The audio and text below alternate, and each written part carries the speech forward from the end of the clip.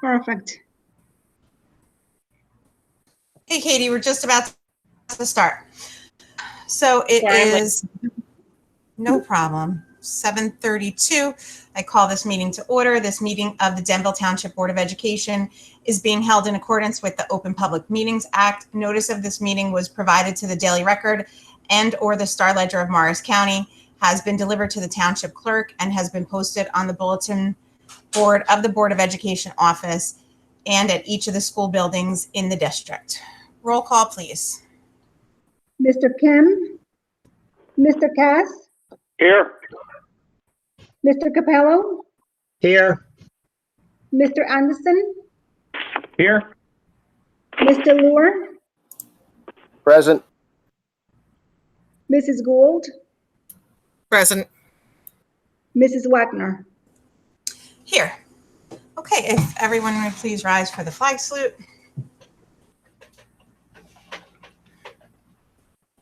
I pledge allegiance to the flag of the United States of America and to the republic for which it stands, one one nation, nation, under under God, God, indivisible, indivisible, with liberty and liberty justice for all. for all.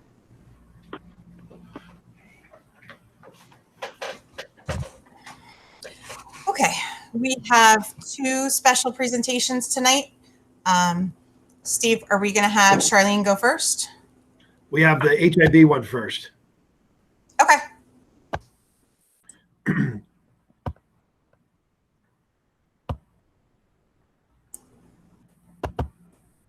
Everybody see that? Can you all see the presentation? Yep. Okay, so this year's 2019-20 Denville K-8 semi-annual report on student data safety system and HIB. This is for the 19-20 full school year. We had 0 reported cases of weapons or substance abuse. We had 5 confirmed HIB cases and 16 investigations. We had 0 instances of vandalism, 0 instances of violence. We did notify the police 4 different times. Throughout the year, we had 15 in-school suspensions and 4 out-of-school suspensions.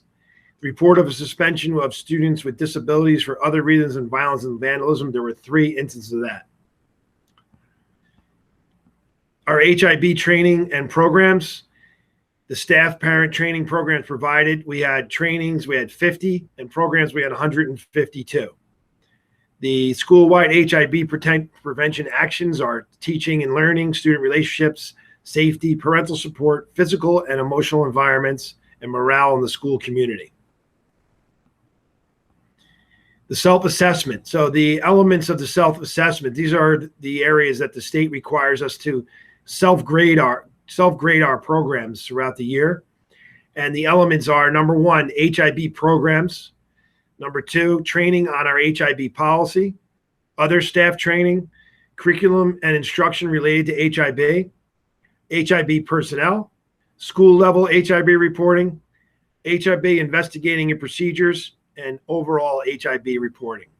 So the grades that our teams gave themselves at Valley View, 15 out of 15 in HIB programs. Number 1, 9 out of 9 in module 2, 15 out of 15 in module 3, 6 out of 6 in module 4, 9 out of 9 in module 5.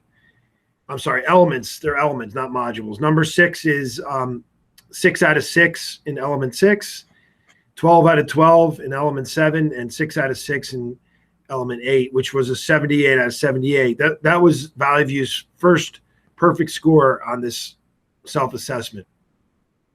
Lakeview's self-assessment was 15 out of 15, 9 out of 9, 14 out of 15, 6 out of 6, 9 out of 9, 6 out of 6, 12 out of 12, and 6 out of 6 for a 77 out of 78. And Riverview's score was 14 out of 15, 9 out of 9, 14 out of 15, 6 out of 6, 9 out of 9, 6 out of 6, 12 out of 12, and 6 out of 6 for a total score of 76 out of 78. All 3 scores are passing scores. They have to have an 80% or above. And The teams grade themselves based on all the different things that are on that assessment on top on the elements. Now I'll open it up to any questions that the board might have.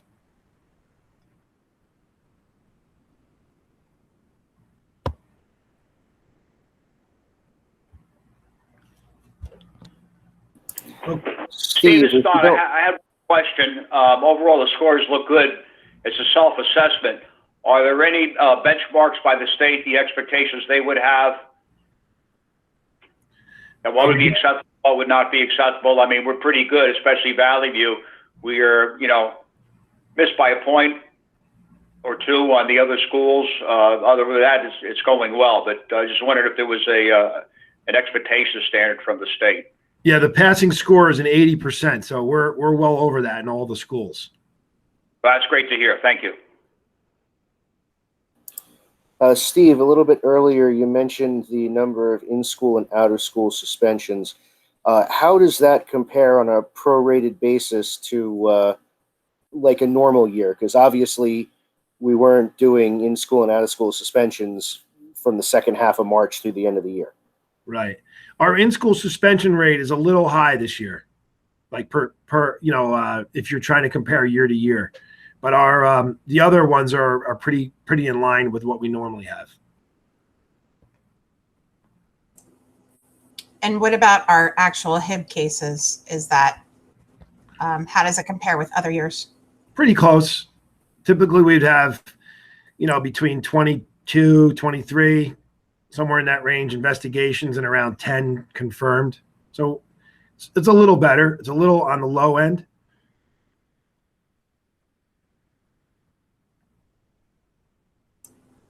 And Steve, if you go back up, it outlines trainings, and it was a high number. I'm just wondering 50 there, 50 trainings. What qualifies as, what are the trainings? So it ranges from many different things. Like, for example, at faculty meetings, the teachers undergo training. They have the mandatory training every year. Then we also provide parent programs at night. We had trainings for students and staff during the day.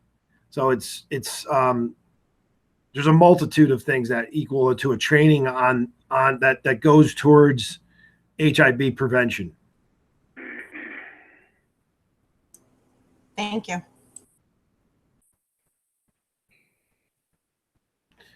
Okay, I'm going to stop this presentation and pull up the next one for our goal setting.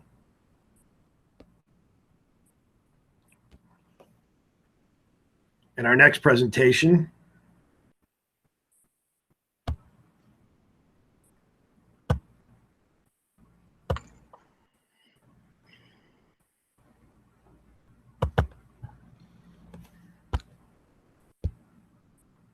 okay, there's our next presentation. It's as we've been doing for the last few years. We go over what our goals were from the previous year and then talk about goals for the next year. Charlene, you okay with me going through this first and then you chime in? Absolutely. No, this makes perfect sense to do it this way. Okay, great. So our strategic plan, Denville 2022, we're in our third year of that, and our goals come from the strategic plan that we developed 3 years ago with the input of over 100 stakeholders. And we, as you know, we have reference numbers on our agendas that explain which one of the goals on this sheet the resolution applies to. In some cases it doesn't. So our goals recap for the 1920 school year: to expand the social emotional learning and mental health programs, which supports strategic plan goal 3B. This goal has been completed. We expanded the St. Clair's program. It's set in all 3 schools. Funds are budgeted for additional SEL personnel and that is needed for the Riverview Annex. As a matter of fact, we've already hired the person for the Riverview Annex to take over that piece of the SEL program for that school. And the second goal was to investigate and prepare for potential student population growth, which supports strategic plan goal number 4C. I wrote complete. For right now, I feel like we're complete with that. We don't really need to keep investigating at this time. We did sign a lease and we worked on the renovations of the former St. Mary's School, which is now the Riverview Annex, and it is on track to open for the first day of school. And then the last goal was to increase achievement for all students who are not meeting grade level benchmarks, which supports strategic plan goals 2A through 2D. And that's ongoing. This is one of those goals that we never really can say you're totally done because you're always working to get better. But our mid-year data indicated that students were making significant strides prior to the school closure. We do not have end of the year data to provide more granular achievement information. We will continue this goal and start the 2020-2021 school year by reviewing the content and skills covered during the closure. And we will collect baseline data. Here's our suggested goals for 2021. To continue with the goal that we just read, which is to increase achievement for all students who are not meeting grade level benchmarks.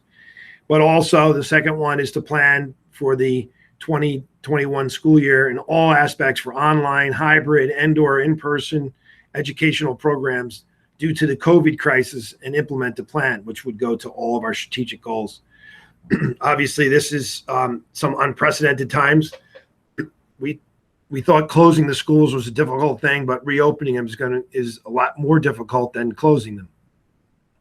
So we're working on plans to get the schools back online, and that's going to take a lot of our energy this year.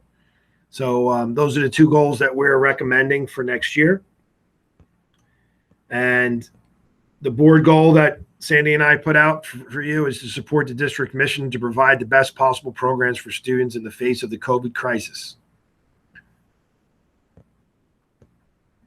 Now we have discussion and Board of Ed suggestions.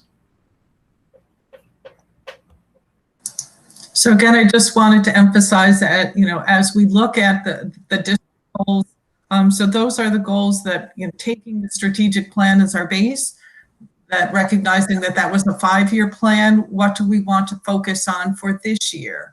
Recognizing that this is helping set the direction for the district, and the items that we select are those items that we say are so important that we're going to put them in the superintendent's evaluation and hold him accountable for accomplishing this. So this is now how we are helping kind of set for the year of setting the direction of what we think is that, important to move the district forward. So recognizing that we just received some suggestions from the administration as a board, then, we should have a discussion about whether we're in agreement with that being the direction the district needs to go. And also if there are any other things that the board would like to add. And then once we finalize a discussion on the district goals, then we can talk about the board goals.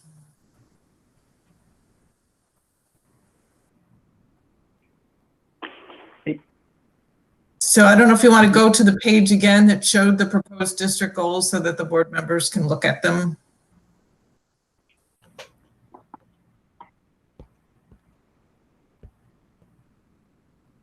Hey, Laura, it's Mike. Can I ask you a quick question?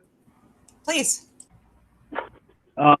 Hey, Steve and Sandy, maybe you can help me. I know that first goal on the page. First of all, let me start with this.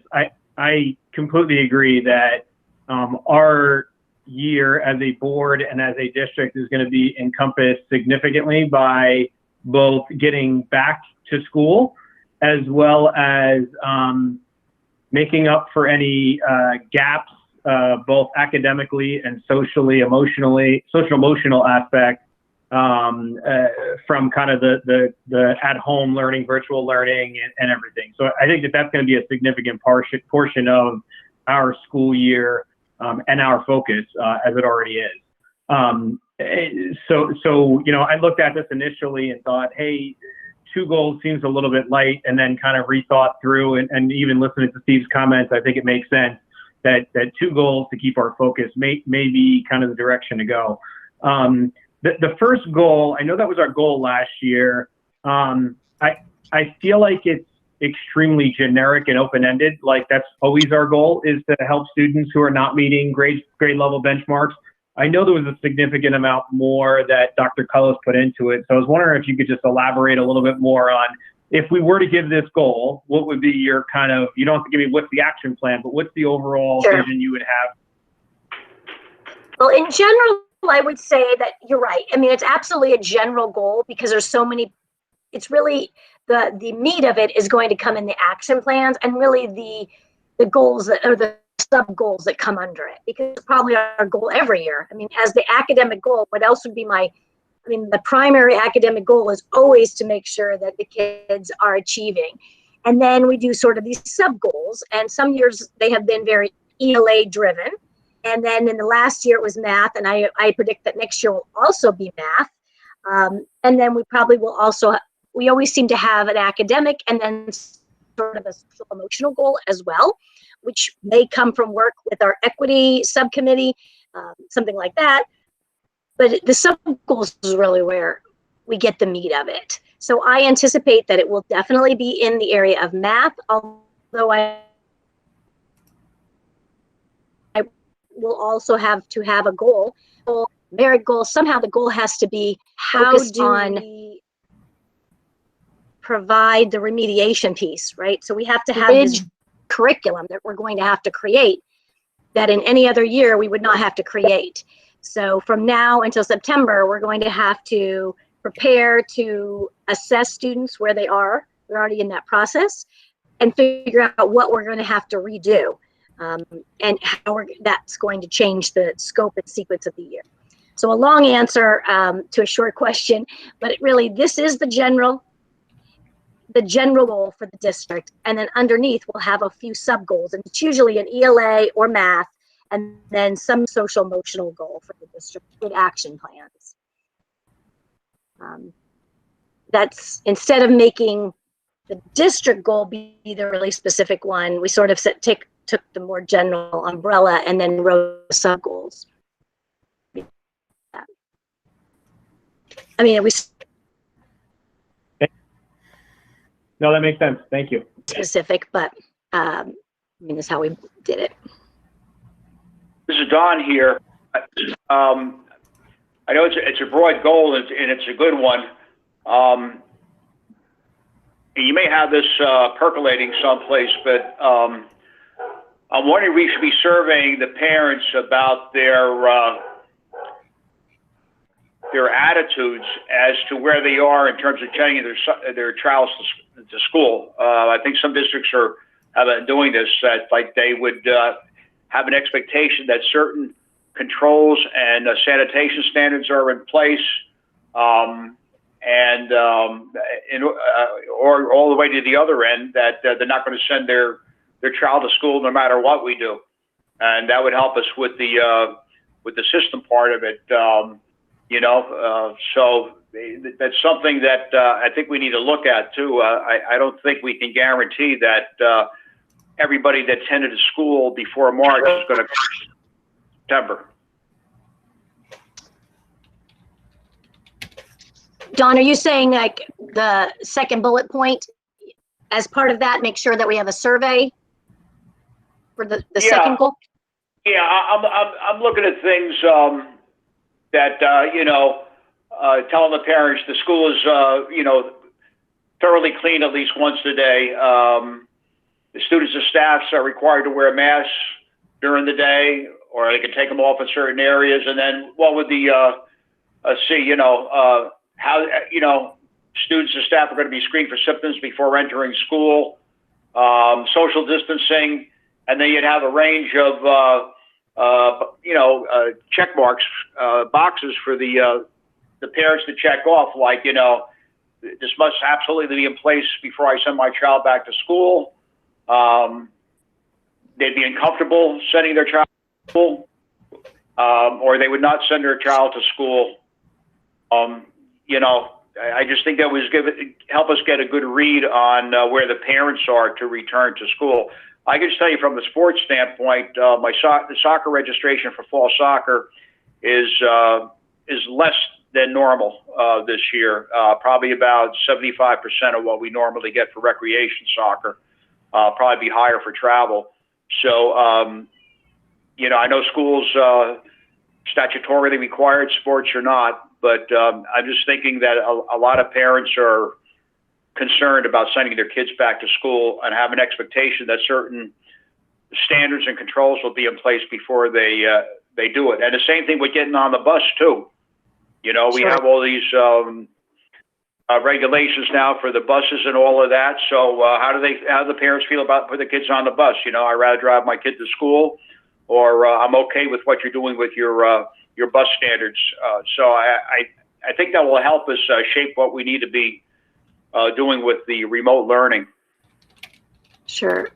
I don't know if Steve is going to answer it, but we have to submit a plan to the county that covers a variety of areas, everything from, our cleaning plan and safety and social distancing, and all the way down to those that don't come to school. So we have to submit a plan to the county, and the county has to approve it. And then once the county approves the plan, I think we'll be ready to start sharing the details with the parents. But I think, we certainly could reach out again to parents once we know what the plan is. And we have some initial data about returning to school, but that's before they know even the plan. So you're right, the numbers may change once they hear what the plan is. We don't even have the plan yet. So we have a committee for the plan, but now the state just a couple of days ago gave us the guideline, like the checklist of what has to be in the plan. And so we're meeting tomorrow morning to really start putting that together. I don't know, Steve, you want to add anything else about the plan? No, I think you hit it all. We're in the planning phase still, so we don't have the plan, but we will be engaging the public as we go. Yeah, well, I mean, absolutely, we're going to follow the NJ, DOE, and CDC health guidelines. So that's been out there for a while. So the parents should know we're going to follow that. We really have no choice. So it's certainly a possibility a lot of people aren't aware of, where we are with that. Right. But I just think at some point we should assess the comfort level of the parents about sending their kids back to school, and I think that will augment the plan in terms of what we need to be doing, especially if that percentage is high and a lot of kids stay home. I hope they don't, but a lot of unknowns with this COVID.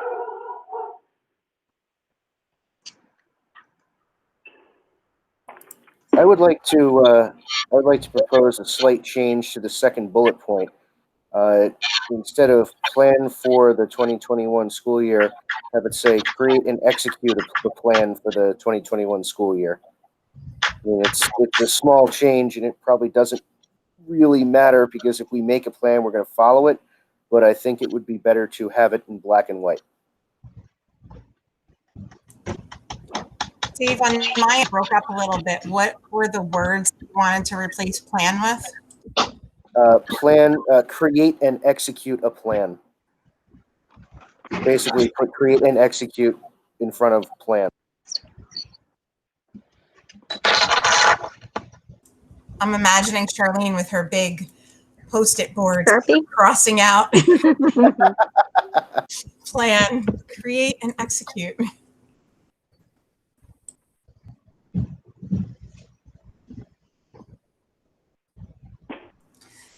I think that's fair. Charlene, I feel like I always come to this question.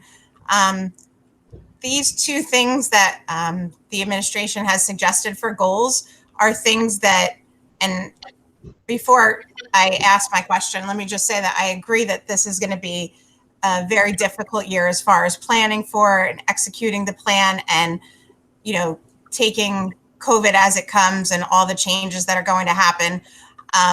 But these are two things that the district was going to do regardless of whether we had this meeting or whether we set goals or whether we had a plan. This was something that, of course, the district is going to do. So I guess my question is, how do you factor in things that you expect that the district would do anyway versus adding new goals in? So this is more about establishing a priority and making it clear to the community, making it clear to the staff what the priority is for the year. When you think about the fact that there are multiple things that you're going to do that the district has to do in order to succeed, we have to pick a couple things that we are saying are going to be a priority. Again, recognizing that if we, start with your mission statement and look at how we're going to fulfill that, and look at the strategic plan and say, how are we going to move that forward? Then we have to then kind of prioritize some things that have to happen. Like you say, they probably will happen or may have happened, but we now have acknowledged to everyone, by virtue of the fact that as a board, you are going to, adopt a resolution at some point, probably at the next meeting, with what your district goals are for the year, so that it is clear to everyone that that's your goal. And this also separates everything else that's happening in the district by you now holding the superintendent accountable specifically for the outcomes of these goals. Laura, this is Dino. Do you mind if I ask a question? Please. Thank you, Charlene. Go ahead, Dina. Sure. So Sandy, circling back to what Mike asked in the beginning, looking at the first goal, it's your understanding and your plan that when we talk about increasing achievement for all students who are not meeting grade level benchmarks, this goal, even though that's all it says, encompasses kind of COVID shutdown remediation, looking at social emotional adjustments. I mean, basically taking into account the disruption and the dislocation going into the next year. I mean, that's part of this goal, that scope of work. It is. If you recall that one of my merit goals was to write the 4-year plan, which I pretty much had to scrap most of my work and then start again because, not all of it, but that first year, because it's totally different of what we have to do in math in particular, because we are now going backwards at least 3 months to make sure that they are where they need to be. So it takes into consideration primarily ELA and math, because that's where our benchmarks, our state benchmarks, our local benchmarks are, but also takes into consideration we always have a social emotional goal as well. Okay. Mm-hmm. So can I ask then, and I may be the only one that feels this way, but since this goal right now is so generic and could look like a goal from any other year, can we rewrite this in a way that kind of encompasses that, so that next year we it's really clear what this was focused on? Again, I may be the only one who has this concern, but to me, this is a little too generic in its current state. So now last year, I don't know if it would help that we added to the goal kind of the action steps that would be included based on the discussion. So like while last year we had the same goal, included in the write-up was that the action steps would include focus on math coaches supporting and training the staff, and data-driven testing. So we would add the same things that we've talked about today, which would be, again, a focus on math, looking at some kind of, if bridge curriculum is needed based on where the students are now to September, and then looking at the social and emotional piece of it. So it would be recognized that all of those things would be acknowledged in the write-up of the goal. Okay. So Charlene, you said bridging curriculum, a bridge curriculum. You said social emotional, and I missed the first part that you said. Oh, right? I just took notes from what you said, which was math. Right. Okay, so math. I know. I froze for a second. So math, the bridge curriculum, and social emotional. That's absolutely correct. That's what I'm focusing on the next 2 months. Charlene, are you doing what you typically do and take notes and then give the final document? Yes. Okay. I understand what you were saying about the general goal, but I kind of look at it the other way. I like the fact that it's something that the district is always focusing on, like that increase achievement for all students. And then every year with these kind of bullet points that Charlene's talking about, we kind of identify how it's going to look this year. But I kind of like that it carries over year to year because it's something that we're always focused on. I think it highlights the importance of it. Sure. No, I agree. Look, it's the most important thing we do. I think just this year, I just want the public especially to be really cognizant that we're focused on the need for remediation, the need to help with the social emotional adjustment that the kids are going to have going back to school. I just want them to know we're thinking about this, and these are goals that we're shooting for. Yeah, that's important to highlight. Hey, Laura, it's Mike. Can I make a quick comment too? Of course. Hey, so Steve, for goal number 2 you have on here, can you talk to us a little bit about kind of that same philosophy on what are those action steps? Or I just want to, I know what I think would be the outcome of this, but I'm not sure if the other 6 members of the board have their own opinion or their own idea. So I want to make sure that we're all clear on what we would see as the outcome here. The outcome of goal number 2? Yeah. Basically to, get the schools back up and running somehow, it's going to be dependent upon what happens with COVID, right? Obviously. So we'd be planning for in-person learning, but it may end up going back to online. I mean, that's what seems like the group is talking about, my superintendent group. So really it's just about getting kids back in school. Either a hybrid program and regular in-person or a combination of both, I guess. So Mike, I would think the sub goals might be, creating the plan, right? Creating the plan for the county, and then under that plan, there's like 4 categories of health and safety, curriculum piece, which ties to the first goal, the actual structure of the school day, right? Of how it's going to look. What was the 4th one? I think and then the social emotional piece, which I guess kind of goes with that first one as well. Like those would probably be the big sub goals. Yeah, Sandy, I think you hit the nail on the head. What I would think too was there's a lot of crossover between these goals when it comes to post-COVID. I personally would rather keep goal number 1 more focused on non-COVID related kind of recovery, academic and operational, and then keep goal number 2 kind of a little more specific to COVID. That's just my opinion. But and the other thing is I would like to see as an action plan on number 2, the community kind of I don't know how to say this, the community relations piece of that as far as communicating and ensuring that everybody's on the same page. So I think that's as important, if not more important than a lot of the things we're talking about. If we've got a great plan and people don't know about it, it's not going to really get us very far, where they don't understand the steps we took to get there. So that's just 2 things. I would say my opinion is I would keep goal number 1 non-COVID. I would keep goal number 2 COVID, including academic, social, emotional learning. And I would also include communication and community relations in that second one in one way, shape, or form. But that's just my personal opinion. That makes sense. I mean, I could like the first one, the SEL goal may be in the area of, because we have a couple of things new in the curriculum with equity. And then the one for the SEL goal under bullet point number 2 would be the adjustment back to school. Like that. So then what about the remediation piece of it then? Like, do we consider that something that's separate from last year? Because separate from coming up, or? I think that has to be in both, because I definitely need that to be a focus, that bridge curriculum, because we didn't meet the goals for last year.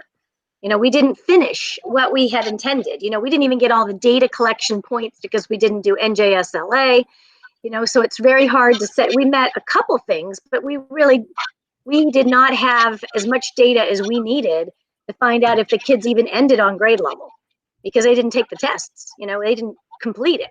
So I can tell you they're not on grade level. I would strong grade level, but they certainly didn't complete everything in that grade level, is what I mean. So I think it could go both places with that part. What do you think, Mike? I mean, it's remediation, but not totally. I guess it's just a carryover, partly a carryover from last year. Yeah, I think that makes sense, Sandy. I think my point with trying to separate them was really to say where are those gaps that we've kind of created, not we have created, but that have been created due to this, and how do we kind of fill those gaps more? I guess my point on goal number 2 is it's more short term. It's a 1 year. And long term is that first goal. That's the way I would envision it. If that makes sense. I'm not sure if it does, but right. If we desire an additional goal, we could always do. We could always put in something about fixing the bus situation. The bus driver situation. Obtainable goals, Dave. Obtainable goals. Maybe people will be looking for work now. Silver lining.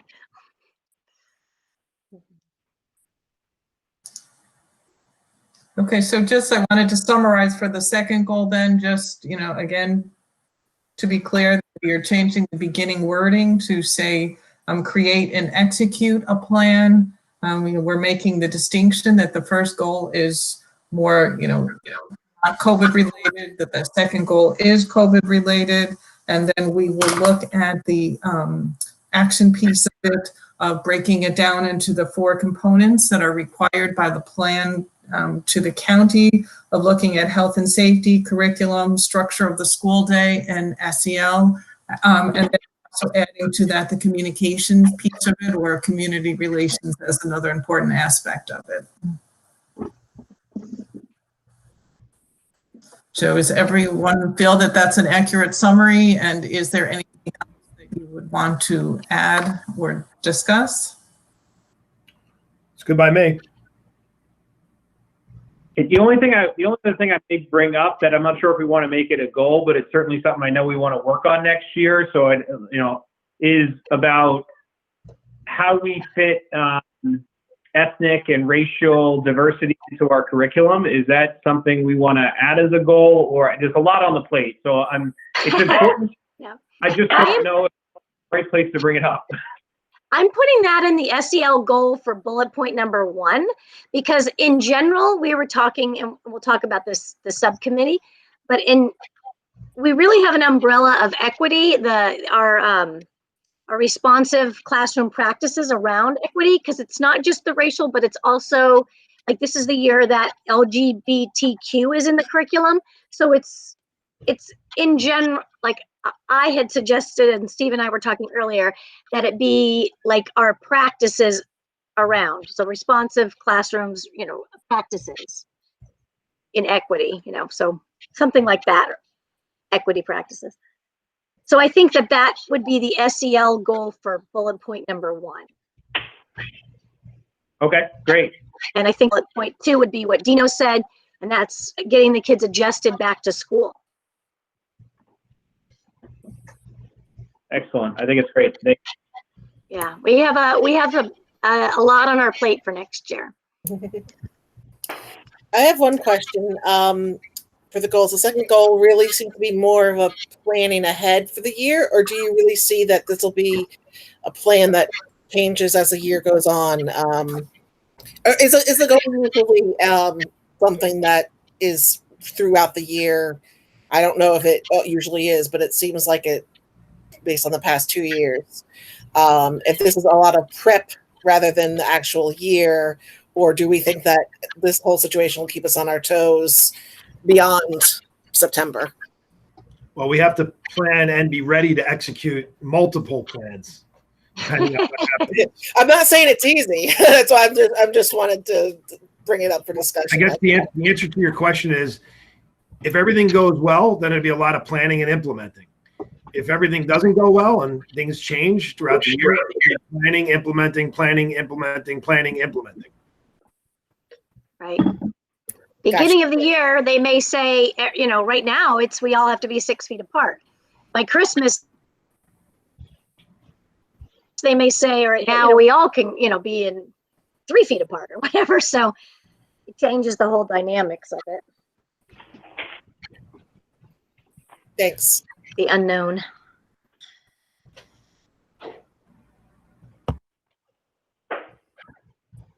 Okay, I think it sounds like we're set on these 2 district goals, recognizing that they are complex goals with a lot of, moving parts and pieces to them.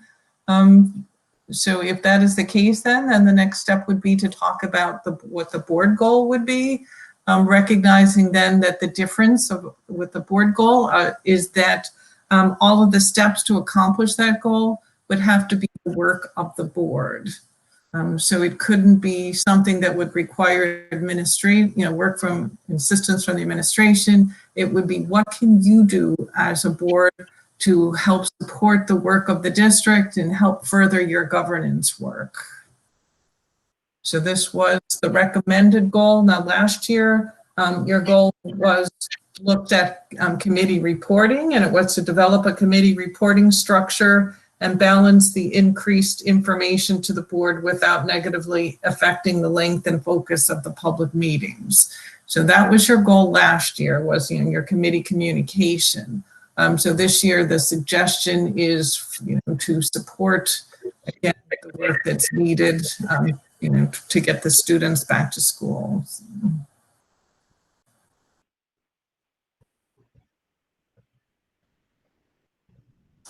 So any thoughts from the board on where you see your focus needing or wanting to be this year for your work? Yeah, this is Don. I mean, that goal is something we should be doing. Should be a goal. We should always be supporting the district mission, whether it's COVID related or something else.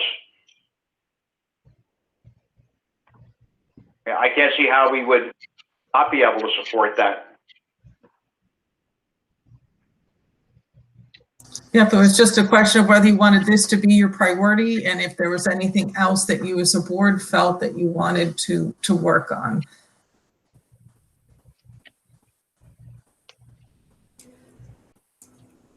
I personally think that, and I think some of the board members have said it here, that communication for everything COVID related is going to be key with the community. So I think we've had this problem in the past where the board has tried, maybe it was the year before last, our goal was about community relations, but if we could create a goal that focused on the board communicating with the public without, like you said, taxing the administration or the district with that work, but something that the board could do, that would be something that I would like to see.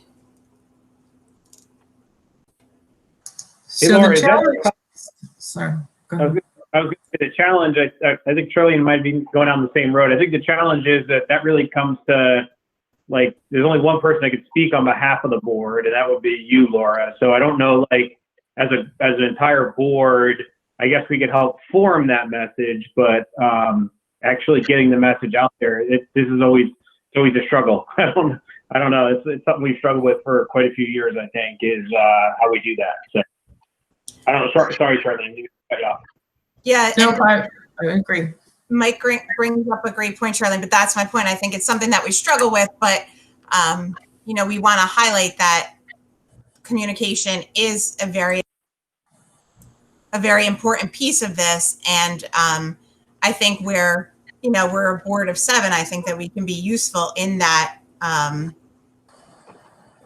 message and delivering that message to the community to help the administration. So some of that is kind of where that challenge comes in as well, too, is, that typically most of the communication about what's happening in the district is the responsibility of the administration. So from a board's perspective, how do you do that without crossing over into the work of the administration? So I think just the fact that as a board, you made it clear that that needs to be an emphasis, and that you added that on to the work of the administration to make that part of the action plan of the next goal. I mean, in a way, as a board, you have kind of helped shape, made it clear to the administration that communication about this, situation is a priority. So now the challenge comes, what can you do without crossing over into their lane, separately from already establishing that as a priority?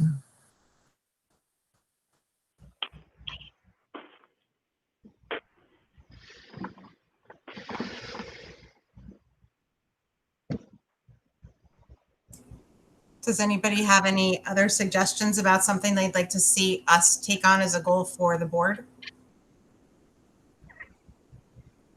I mean, if you'd like, I can go through the board self-evaluation and we can talk about that and see if something, came out of the board self-evaluation that as a group you might feel would help inspire a board goal, or might, be something that as a group you might now think you'd like to focus on based on the outcome of the board. Which I don't know if this would be a good time to maybe pause, talk about that, and then come back to this if you'd like. I think that's a great idea. I'm just going to step out of the meeting for a second. My computer is having an issue, so I'm going to leave and come back. So I'll see you guys in a minute. Okay, is everyone else fine with that as well? It's a great idea, Colleen. Okay. Sounds good, Charlie. Sure. So does everyone have the board self-evaluation to pull up and look at? I mean, I apologize that, it wasn't available until later today, but you guys did a lot of work today to get it finished. That as of this morning, I think there were only 3 members done. And by the late afternoon, all 7 members had completed the board self-evaluation. So again, just to, I guess, emphasize to the group and to the community, the fact that this is a tool for the board to take a step back and assess the work that they have been doing in the past year, recognizing that if we hold the rest of the district accountable, that this is a way of holding ourselves accountable to look at the work that we're doing and look at ways that we can improve our work. Again, recognizing that there is more and more of a connection between the governance work of the board and student achievement. So want to make sure then that we are helping support that work by the way that we govern and work together. So I said all 7 board members filled out the board self-evaluation. So on a 4.0 scale, there are 9 categories that the board is asked to evaluate itself on. So the average board score was 3.3 out of that 4.0. Look to see last year, you've stayed pretty consistent. Last year, the overall board score was 3.2, and the year before that, it was 3.3. So you've kind of stayed in that range. In the 9 categories, the lowest score the board gave itself was a 3.1, and that was in finance and the board and the community. And the highest score was a 3.6, and that was in board performance. And one of the things, that I feel after looking at your board self-evaluation is that as a group, I feel like you typically evaluate yourself harder than most boards do, and think that, you look at it from the perspective of, we do this well, but we could always be doing this better. And I think that that's the sense that I saw in some of the comments and seemed to come out a lot is, not necessarily implying in any of these that the board doesn't do it well, but how can we continue to keep improving and do it better? So recognizing that, I was just going to take you through some of the sections just to kind of talk about some of the highlights and the things that the board did say about itself. So the first page talks about what we value as a board. And what we look at from New Jersey school boards is to see how you evaluated student achievement. Again, having said that that is among the most important, your most important priority. And the board did give it its highest score of a 3.9. So again, recognizing that value in student achievement. As we go through each one of the 9 areas, the first one was planning. And here, as I looked at what the board said, it seemed pretty clear that you all agreed that, you do a good job of like defining your goals, supporting your goals. But some members mentioned the fact of, and again, it's always a challenge for a board. How do we track them? How do we know how we're doing? We're getting information, but how do we, are we clear that exactly where we're at? Are we getting the right information we need? So I just, it was just, I think, a comment of maybe 2 different members had said that, okay, we know we're tracking, we know we're talking about them, but maybe we could be doing this better. So I don't know if anyone has any thoughts about it, or just kind of like, again, just continue to refine the work that you're doing, recognizing now that we've set these goals, that you're going to get some action plans to tell you how the goals are going to be accomplished. And then as a board, you should have a reporting mechanism in place, getting periodic updates. And you mentioned the fact that you put the information on your agenda, tying it to the goals. So there should be ways as a group that's clear to the staff and clear to the community about how we're doing on our goals. So, anyone have anything to add to that, or everyone feel comfortable that you have a process in place and it just needs further refinement? I personally think that's a good summary, Charlene. I think that's a good summary for the board as a whole, and I think that's probably how we see the district also, that things are going very well, but there's always room for improvement. So I'm guessing that's why that reflects that way in our evaluation. Okay.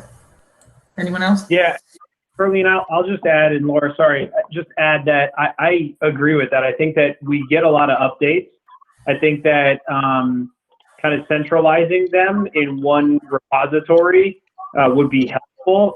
And I know we've got on the website list, but it's got like, I'm looking at it right now. It looks like we've got, our district goals from 1920, our April update, and then the goal recap.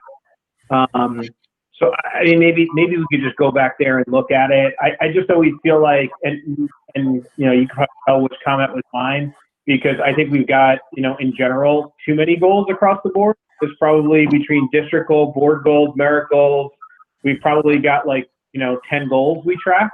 So I think that makes it a little difficult. I know we're in the process of trying to refine that down a little bit in certain areas, but just a little bit better way to kind of track where we are with those goals. We get the information. It's not a lot of information being sent to us. I don't know if it's a processing speed in my mind or a central repository to look at that stuff easier. It might be two things that come. Okay, good. Anyone else? Okay, then we'll move to the next section, which is policy. And this was one of the higher areas for the board, because if you look at all the board scores, everything was, kind of drew the line between good and adequate, and everything was to the left of the line of either commendable or good as the board looked at its work and policy. But interestingly, on the bottom, when we talked about you as the board member and asked whether you were familiar with the board's policies, that was an area that the board evaluated itself the lowest. It was tied with your lowest individual score. So, as a board, you might think about, how to familiarize yourself, recognizing, as a board, like I said, you made it clear that that your role is a policy-making body. You're clear that, you avoid the day-to-day operation of the district and that you stay involved in that policy, kind of on that high level. So then how do you translate that then into, because there are so many policies, familiarizing yourself with them and feeling comfortable that, that your policies work is, helping guide what you do. I know, like, whenever any board member calls me with a question, usually the first thing I ask them is, well, what does your policy say? And more often than not, I haven't looked at it yet, so almost need to get in the habit of, if you have a question about things, if you're not sure about how things work, to always consider your policy manual to be the first place that you would, check for an answer. Also, one of your members suggested that, you do a good job of capturing the new policies that are coming in, but perhaps considering a more formalized process, kind of how you do your curriculum reviews, of looking at how do we go through and review the policies that we have already in place to make sure that they still accurately reflect the work that we're doing. So I don't know, some boards will pick 2 policies. They talk about it every meeting, just as a way to have, in each meeting, pick a couple policies, just a way to familiarize themselves with it. But, I don't know if as a group you want to establish some way to kind of bring your knowledge of the policies more, well, and even going through a review of sections, might help, but just kind of a way to make it more meaningful for you.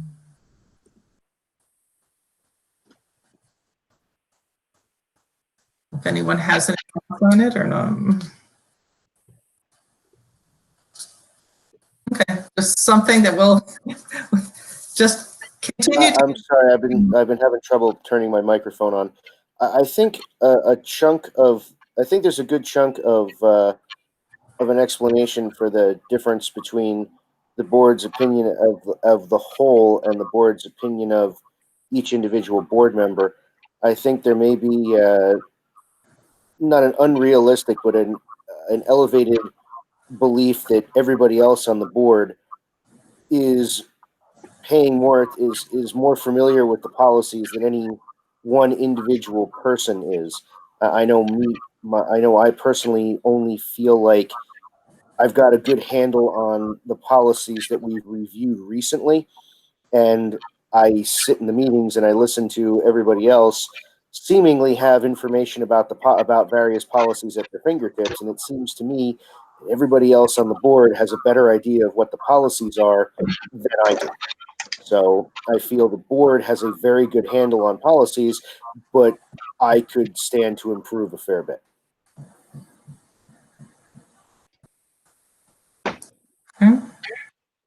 That's a good assessment. Okay, then. I would just quick thing, Charlene, that I think policies is always a tough one, because if you read them, there's so many state mandated and required policies that, I think we hold ourselves really, really highly accountable to that section, and that's probably why we rate ourselves so low, because I don't think there's an expectation that any board member in the entire state is going to memorize their 150 policies that they have, and be able to recite them from memory. So I think in general, we probably just, like we talked about earlier, we rate ourselves harshly because our expectation is really high for that.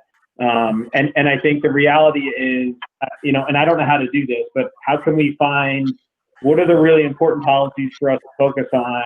And because we're never going to, if you know the basics of the policy, when you go into the details of exactly the regulation and get the details, I don't think it's, like I said, necessary. I think the fact that we can pull them up on our fingertips now and search them pretty easily, that's, to me, that's the expectation. But I think that because we don't know the specifics of every policy, like Dave said, we all hold ourselves really accountable to it. And I feel the same way as Dave, where, hey, I could be a lot better with this. So I don't know where that line is, to be honest with you. I'm not sure what your experience is with other boards. I think that you have, articulated it correctly, that you just need to know where to go look for the policy, and just need to, I guess, value the fact that you have a policy, so that when faced with a situation, you will think, okay, well, let me go see what our policy says about this. So as long as you are using that as your guideline, and recognizing then that you have that guidance to follow. I think that that's, you know, how you're fulfilling your responsibilities. Got it. Yeah, I think the way the question is worded, and basically, are you familiar with your board policies? That's a very, very open-ended question. So I think that's probably where we rate ourselves harshly. That's my opinion. Okay, good. Okay, we'll move on to student achievement. And, you know, we've already recognized or talked about how important it is to the board. We saw it when we set the goals.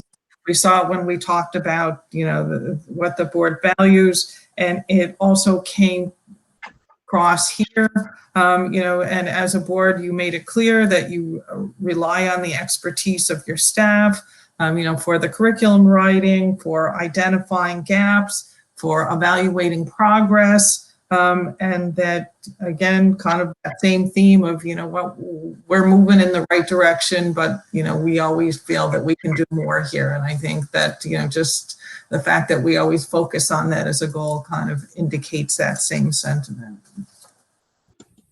The next section was finance, and it's interesting that I think we're telling the same story here that we did in policy, because again, the board rated itself lower on understanding the financial reports. Again, you know, saying that that again, as an individual, I could be doing more, or I could be understanding more. So, you know, and again, the comment was, well, this is a strong area for our district. This is something, you know, that we do well. This is something that we have, you know, a lot of oversight on. We have increased scrutiny, but yet as a group, you know, again, this was the lowest board score of how, like, overall, how the board evaluated itself. And I think it goes back to that same thing of, as an individual, I have these high expectations of myself, and that I can always, you know, I should always be wanting more. You know, the only comment I think that, you know, two people made was looking at perhaps we could increase our oversight on unbudgeted expenditures, that while we, you know, as we put our budget together and, you know, we're mindful of that recognizing that things are going to come up that we didn't plan for, and perhaps could there be more oversight on those items, or, you know, something that two members questioned. Then the next section was board operations. So here, again, as a board, like I said, you really are on this board. Yeah, again, the group said, you know what, I could be going to more workshops. I could be doing more myself to increase my training. But overall, as a group, we work well together. Our committee structure seems to be working effectively. We deliberate, we talk about things, we work well together.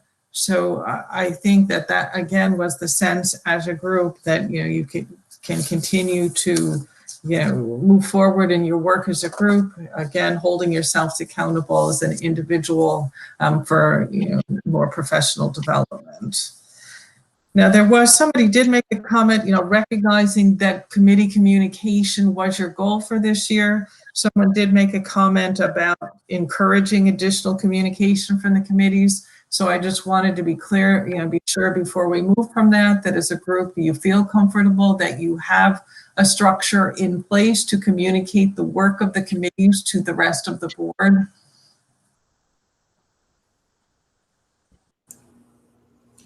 I think we're a work in progress with that, Charlene, from my own personal opinion. I think we're looking at changing our work sessions a little bit to, right now we meet committees and then distribute minutes, but we're looking at having more of a discussion about the minutes during our work session meetings. So I think it's kind of a work in progress. Okay, good. The next section then was board performance. This was actually one of this was the highest area for the board. And the only place in the whole evaluation, or where the board evaluated itself as a 4.0, where all 7 of you said the board was commendable, was recognizing the need for and the importance of confidentiality. So again, it was clear as a group, you've said that you take your ethics responsibility very seriously. The only thing that was mentioned was talking about meeting attendance and preparation. And one person had marked the board unsatisfactory in doing that. And I think it was also recognized in a couple of the comments that that is an area that perhaps the board could improve upon. So I'm not sure, what was meant, or, what preparation or, what attendance things you were referring to, but just wanted to highlight that that was an area that the board did acknowledge. Then the next section was board and superintendent relationships. So here it was, look for, you to acknowledge the fact of, a good working relationship with the superintendent is based on trust, respect, recognizing our roles, recognizing the chain of command. And I think that as you looked at the comments that you as a board wrote, you can see that all of those things were in place. There were 2 people that commented or mentioned that wanted to hold the board or kind of more accountable on keeping this, number 4, keeping the superintendent informed about community or school issues and aspirations. So again, you continuing to hold yourself accountable and say, yep, we could be doing more in that area to help the to help the administration better understand the interests of our community. Then the next section was board and staff relationships. And here again was a high area where, the board made it clear how much they respect their staff. And as we look at board and staff relationships, because of that chain of command, our communication goes through the superintendent. So how do we have that relationship then with our staff? And it would be making sure that we have good personnel policies in place, that we recognize the accomplishments of our staff, that we provide them for their professional development needs. And so I think, we saw an indication of that tonight. And then also making sure as a board then that we're visible, that, we show that we care, that we show up for things, where, we're a visible part of the school community. And I think all of that was acknowledged in your work in the board self-evaluation. And then the last piece of this is board and community. And I think it goes along with what we talked about tonight. This was that area that was tied for the lowest. The overall board score was a 3.1 here. And again, just saying, as just how important it is, and recognizing that it's an ongoing challenge of how do we engage the community? How do we promote, under normal times, how do we promote the use of our facilities? And then how do we promote the image of our district?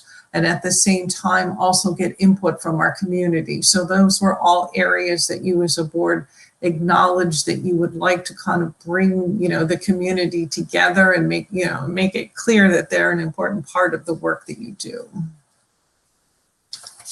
The last piece of this then was 3 open-ended questions where you were asked to identify, recognizing that your highest priority is to improve student achievement, 3 major challenges facing the district.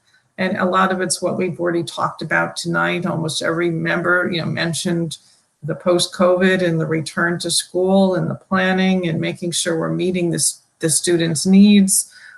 Separate from that, was also mentioned the funding and budget shortfalls and the growing enrollment and future space needs.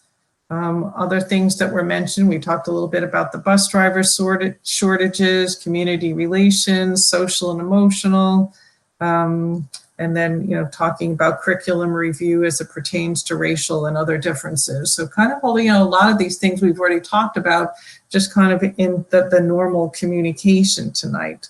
Then as a group, you were asked to identify areas that you would be interested in training. And I think each one of you put down something different.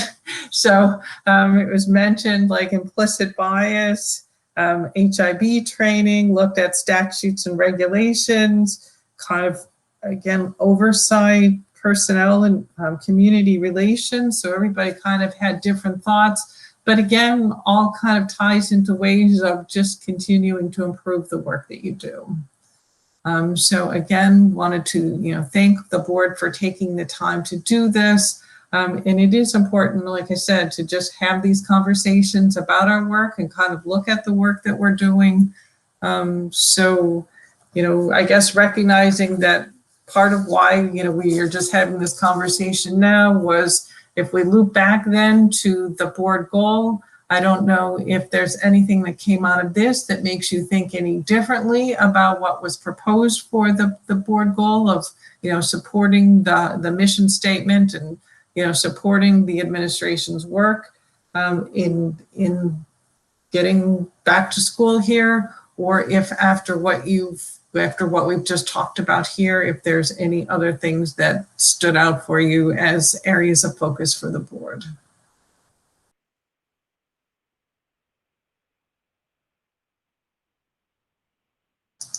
Hey, Laura, it's Mike. Just two quick comments that I noticed and thought of as we went through this. And this is really helpful to go back and, retrospectively think about what we did for the year. And also, in fact, these are probably two things that I didn't bring up on the self-evaluation, but it reminded me that we talked about it throughout the year. From a training perspective, I'd like to see, we talked about the HIB training, I think at one point during the year. I'd like to see if we could try to do that. And then the other area that when I look at the self-evaluation, I see finance and specifically the reports that we get. So maybe those are two areas for just additional training that we can kind of carve some time out in one of our meetings, but maybe spread it out throughout the year, just some ideas. Thanks, Mike. I like the idea of adding a specific goal like that for us, because as Don said, I too believe that no matter what we do, it's our job to support the administration and the district and furthering the goals of the district. So to have that broad goal for the board, I don't think serves us very well. I know that we did talk about HIB training. Is there anything else that any other members feel like we could have more training on, or you'd like to dig into a little deeper? And again, not something, an extra meeting or anything like that, but something that we could kind of cut up throughout the year, perhaps.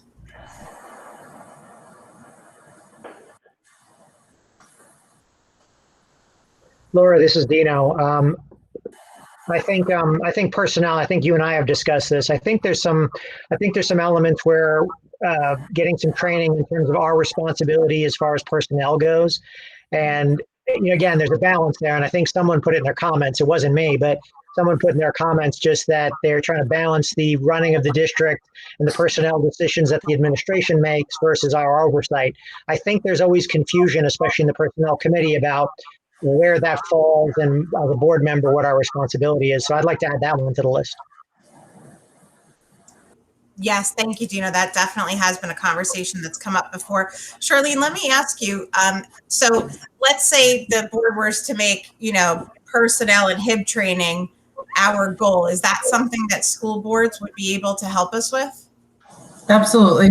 Yep. I mean, our legal department has done HIB training they came with me maybe 5 or 6 times last year, went to different boards to give them, HIB training. So we've already got a program developed for that. And, the personnel piece as well. So. Okay. And I think because there's so much to tackle this year and all these ways that we think that, we show that we think we can improve. Can you just give me an idea of kind of what that might look like? Would that be like 2 times school boards coming out during one of our regular meetings? Yeah, I mean, that would be up for you to decide how you would like to do that. I mean, some boards will have a designated night just to do training and separate it from that. Some boards, their schedules don't provide for that and they try and add it into their regular agenda. So as long as you as a group, consider it to be a priority And then as you plan out your year, look at how to fit that in. We, can accommodate whatever works best for you. Okay. Does anybody, so we have HIB and personnel issues. Does everybody feel comfortable with those two things? Is there anybody want to Finance and reporting was also mentioned too. I don't know. Yeah, I think finance would be a good one to add. I mean, I think that touches on something that I think Dave and Mike alluded to. I think we're really hard on ourselves because we basically consider that we should all be accountants when we look at this information, and I'm certainly not. So I feel like, we as a group, I think we're doing a good job. Myself individually, I feel like a lot of it goes over my head, or because this is my part-time gig, I don't have enough time to really dig into it. So I think training would help. Yeah, and I think with personnel too, I think both of those, the crossover of what is meeting our responsibility and what is, kind of expecting too much from each individual board member. So then that would be three things: personnel, HIB, and finance, and maybe a broad goal of receiving training, board specific training for those three topics. Does that sound good to everybody? Yeah. I can live with that. Don, are you with us? I haven't heard from you in a while. How many goals do we have? We said a lot about four things. Are that 4 goals or 2 goals with sub bullets on one of them? I don't know how anyone else would propose to write it, but I think I was suggesting one goal and it be training, and then the bullet points would be those 3 areas: personnel, HIB, and finance. So we're going to have 4 training sessions on those categories. I count 3, but. Right, you got finance, HIB, and personnel. Mm-hmm. Yeah. Yeah, and I think we can discuss as a board how, like Charlene said, how we want to tackle that, and whether we set aside a separate meeting for it or it's something that we break down into shorter sessions, kind of tacked on to the end of our regular meetings. But that's what we're proposing. Yeah, well, I think they have NJSBA conduct the training sessions. Yeah. And then also, we're all pretty busy. We usually have 2 meetings per month, our committee meetings, and some of us are on ad hoc committee meetings. So I think, one topic at a board meeting, maybe you have to make the first part of that meeting the training session, so the whoever's doing the training from the board, New Jersey Board Association, can get out at a decent hour, and also, we can conduct our board business and also get out at a decent hour. Yeah, it's a good point that we do have a lot on our plate. That's very true. And maybe we look at hybriding it. Maybe we do one as a dedicated meeting, and maybe we do 1 or 2 of the others as part of a meeting where we feel like the agenda might be a little lighter. Maybe we get them done that way. Yeah, and I don't know if we need to decide that tonight. I think tonight, and Charlene, tell me if I'm wrong, I think tonight is just about the overall general goal, not necessarily the board's action plan as to how we're going to carry that goal out. Correct.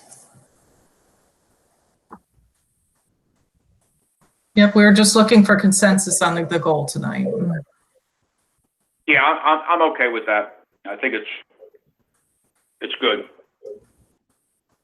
Okay, I think we have district goals we agreed upon. I think we have a board goal that we agreed upon. I think we did our work that we had intended to do, right?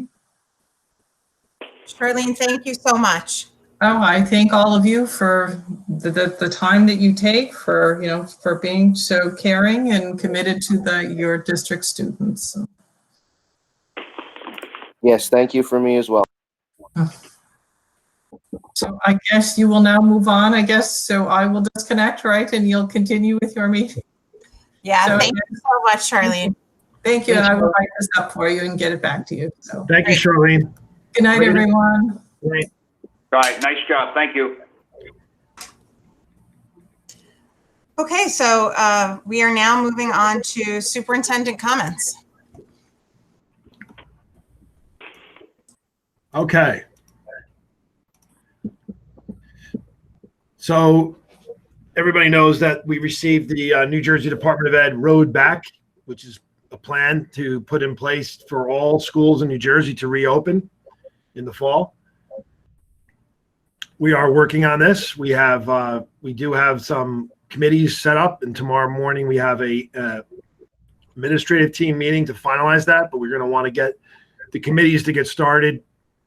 The actual final committee that's going to be doing this work to get the plan ready will start very soon, either this week or next week. ESY, we're still working on some in-person ESY for the last 2 weeks. This would be for a small group of students, most likely the ABA programs. And we are also working on in-person CST testing. The Lakeview Electric project, the parts have been ordered by the contractor. There's a 3-week lead time. They were ordered last week, so we expect to get started in 2 weeks on that. It's not a real long job. And Dr. Cullis and I met with the Denville Voices Against Racial Injustice today. We had a very productive meeting with them, and we did talk to them about we do have to that the board wanted to start a committee on this, and that we would recommend some of their members be on this committee. And we also talked about how right now our main focus for the next until August 10th will be to get the schools back open, and then we will start focusing more on the issues that they brought up with us today.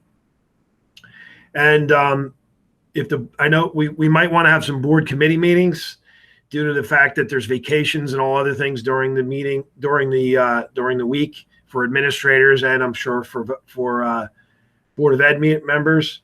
We are looking at August 10th before the board meeting, and I know that's not the time that everybody likes, but it might be the only day available.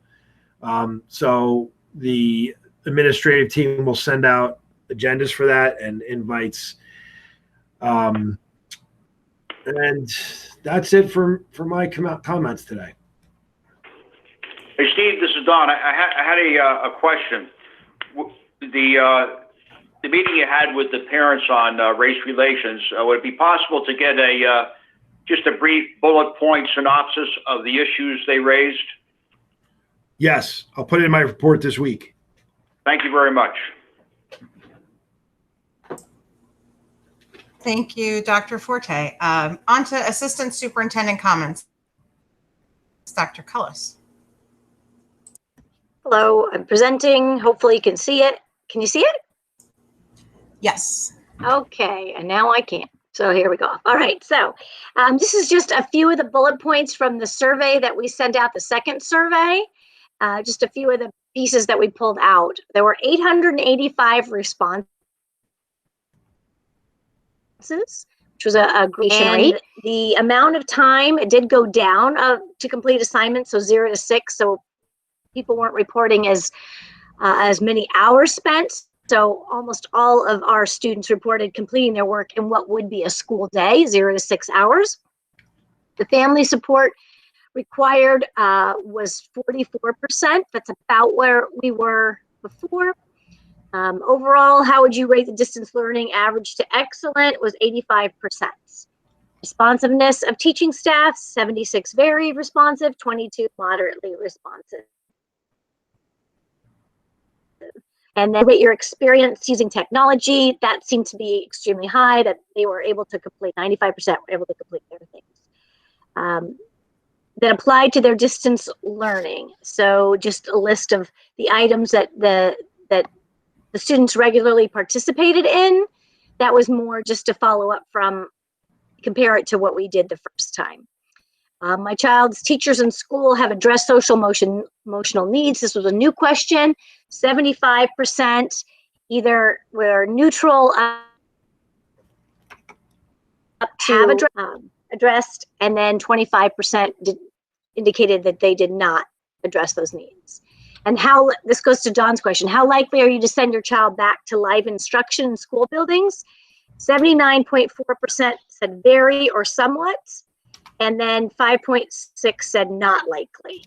So the majority, at least at this point, were indicating, this was in June, indicating that they were sending their children back. And I can tell you some of the comments were hilarious to read. You know, they were like, take them back. But we had a lot of written comments as well. So we were sifting through those because we did have so many people respond. So we had lots of data to look through. But that was some of the data that we pulled out to share with you tonight. Thank you, Dr. Cullis. Can I ask, you have 885 responses to this survey. Can you tell us how many responses you received to the first survey? I feel like we were 600 and something. Oh, great. Okay. Thank you. I can look back exactly, but I felt like we had, you know, almost like around a 40%. But I can look back and see what the exact number is. But I think it was around 600. It's great to see an increase. That was yeah. Thank you. Did anybody? It was an increase on that. Okay, great. Did anybody else have any questions for Dr. Cullis about this? Yeah, Sandy, this is Dino. Just real quickly, I know we added the school question to the survey. Did you see any specific, or did you see any variations by school? You know, particularly like at Valley View in terms of sending kids back. Like, did you see variations? I guess by building. I can send you that data as well. I mean, we do have all of that. I could send that out, and Steve, maybe you can put it in the report this week, so we can look and see. It seemed pretty consistent. There wasn't one answer, even with the returning to school, that were really stuck out. So, but we could break that out so we can look and see what we're looking at. Okay. I thought it would be higher. That would be safe. And we can do it by grade, not right? coming back, but in June, that's where. I'm sorry. I'm sorry, I talked over you. But we can also look at that by grade level, right? The likeliness to. Yeah, okay. I'll break that out. I'll send that for this report by grade level and by school. And Great, thank you. I could also break it out by actual education. Would that be event? Are there any other breakouts that people of interest would like to see? We have lots of charts, so I can set whatever.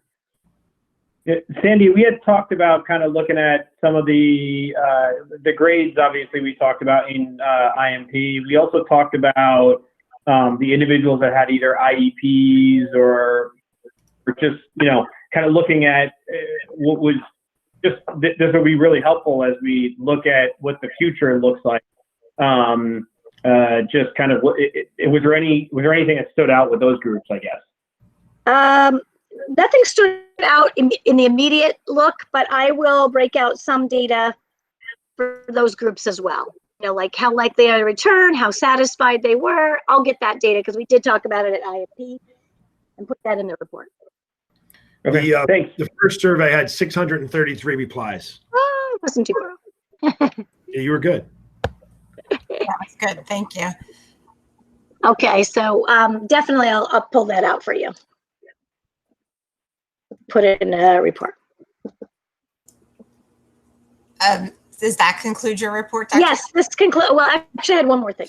Okay. Just to let 2nd and 5th grade parents, if they have not received their COGAT results, they were sent home. So if you have not received them, please contact me at scullis@denville.org, and then I can get you another copy. And we also will be sending out around July 15th. We should be sending 5th to 6th grade, so 6th grade placements via Genesis. So more information will be coming to our new 6th grade students. And this concludes the Assistant Superintendent's report. Thank you, Dr. Cullis. Sorry to interrupt, Dr. Cullis. Before we let you go, has there been any movement on the kindergarten numbers so far? Or We recently? are at 180, I think 186. We did have 2 moved this week, so moved out. So I guess I think I didn't subtract them. So I think we're at 184 right now. Thank you.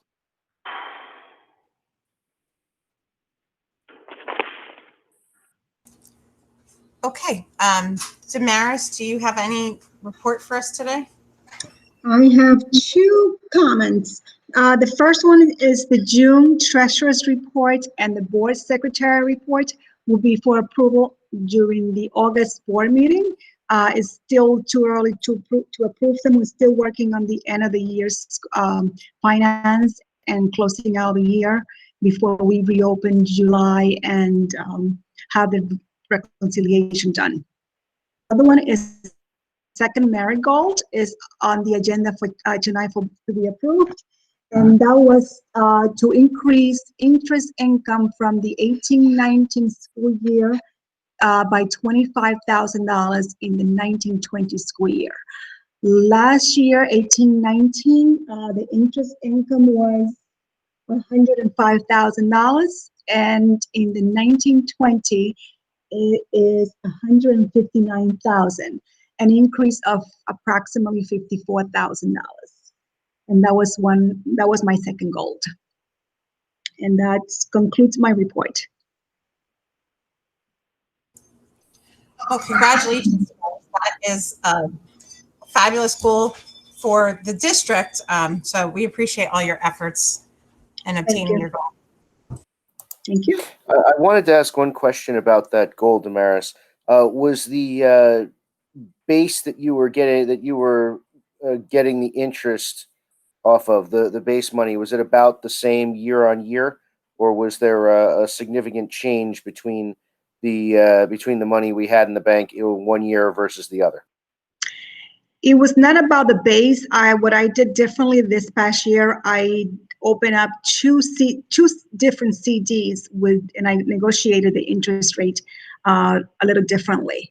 I did close one in April, I want to say, after we found out that the state might be cutting the state aid, and also with the real estate taxes being delayed.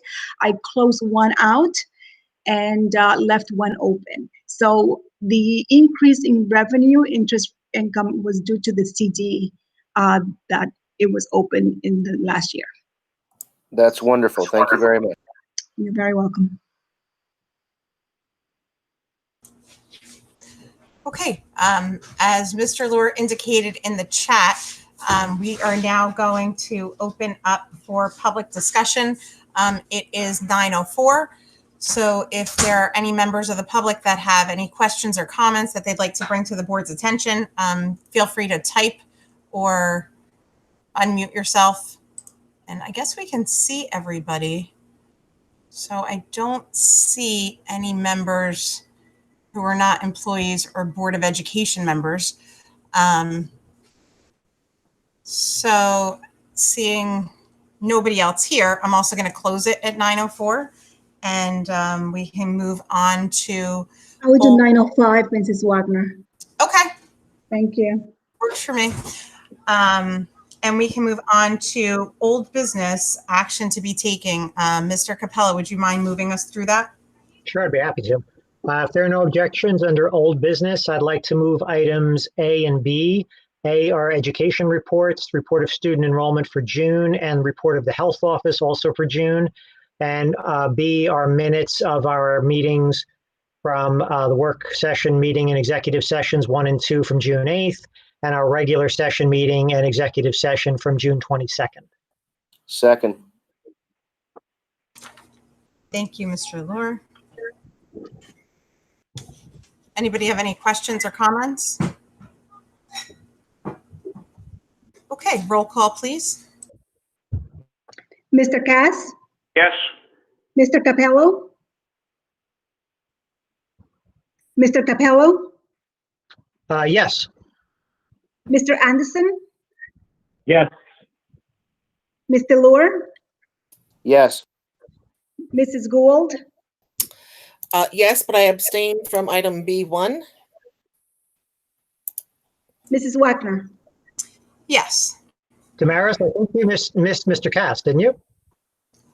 No, she got me. No, I got Mr. Cass. I'm sorry, you must have cut out. I apologize. I thought I was first. Okay, moving on to new business under personnel. Mr. Anderson, would you move us through personnel action to be taken?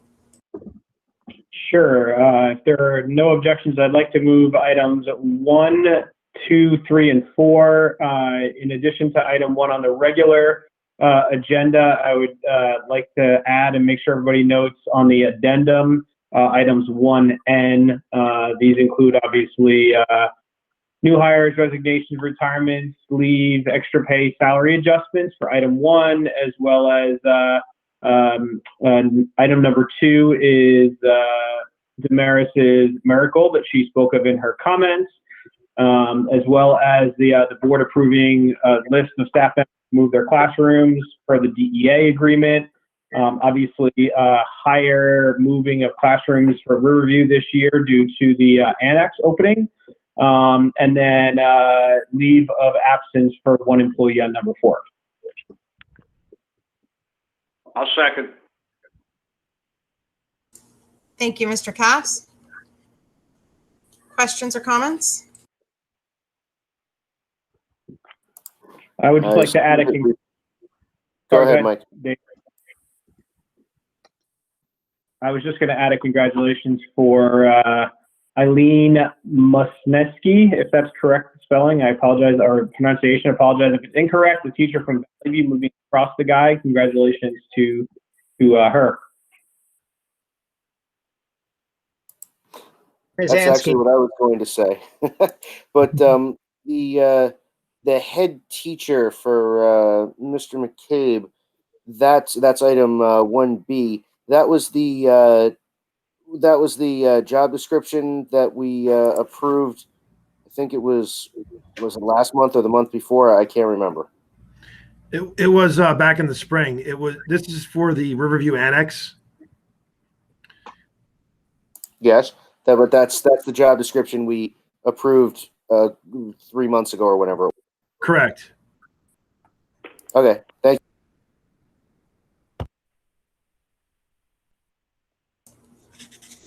you. Again, congratulations to you, Damaris, for meeting your goal as it's outlined here. Thank you. And if I'm looking right at number 1, letter L, we hired a new bus driver. Is that right?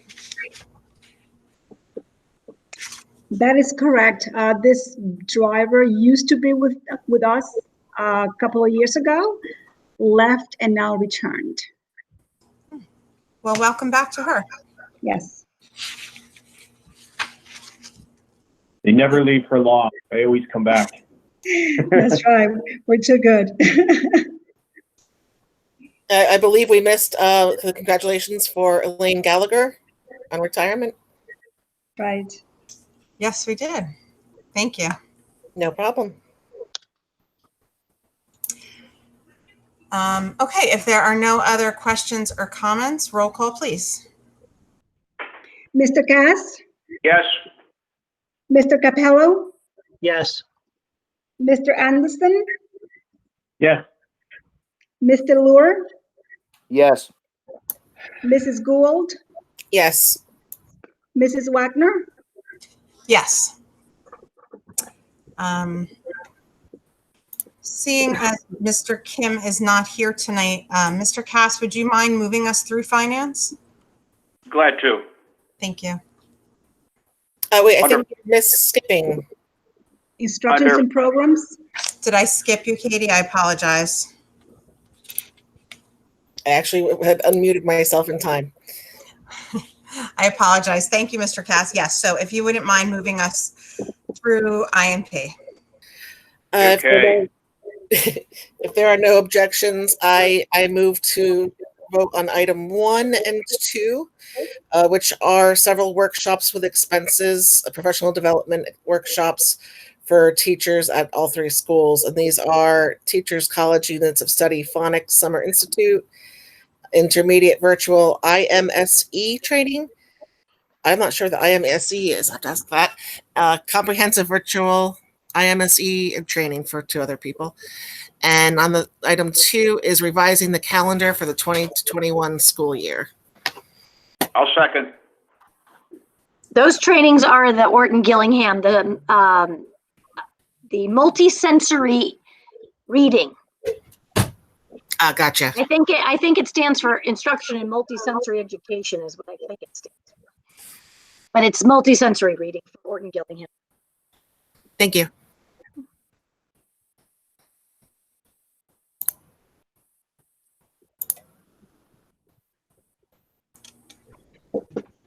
Any questions or comments?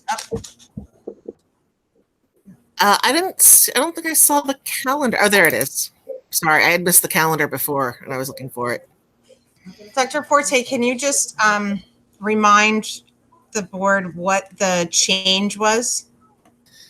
Sure. The only change was when we approved the last one, I made a mistake in November. I miscounted the days. I had it as one less day. So the contract wouldn't allow, it would have been an extra day. So rather than changing anything else, we added a day to Friday before President's Day for a 4-day weekend in February.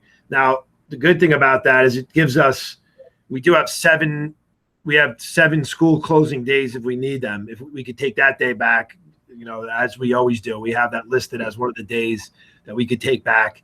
And we also have the day before Memorial Day on the calendar, plus 5 snow days. So just to see how this goes throughout this year, we don't really know. It gives us a little bit more flexibility. And it also, if we don't need to take it, it gives us a little longer time in the middle of the winter, a little bit of a break to get the schools cleaned and whatever other things we need. So your explanation brought up a question I had. It says 5 snow days, so there's 5 snow days built in, but really 7 backup days that we could utilize if we need them. Is that right? Way at the bottom where it says calendar includes 5 snow days, it says if additional snow days are required, they can be taken from February 12, May 28, and or spring break. Great. Thank you.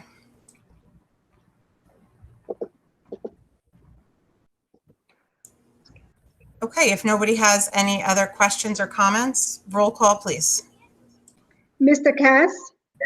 Yes. Mr. Capello? Yes. Mr. Anderson? Yes. Mr. Lure? Yes. Mrs. Gould? Yes. Mrs. Wagner? Yes. Okay, now we are at finance. Mr. Cass, would you mind moving us through that now, please? Glad to.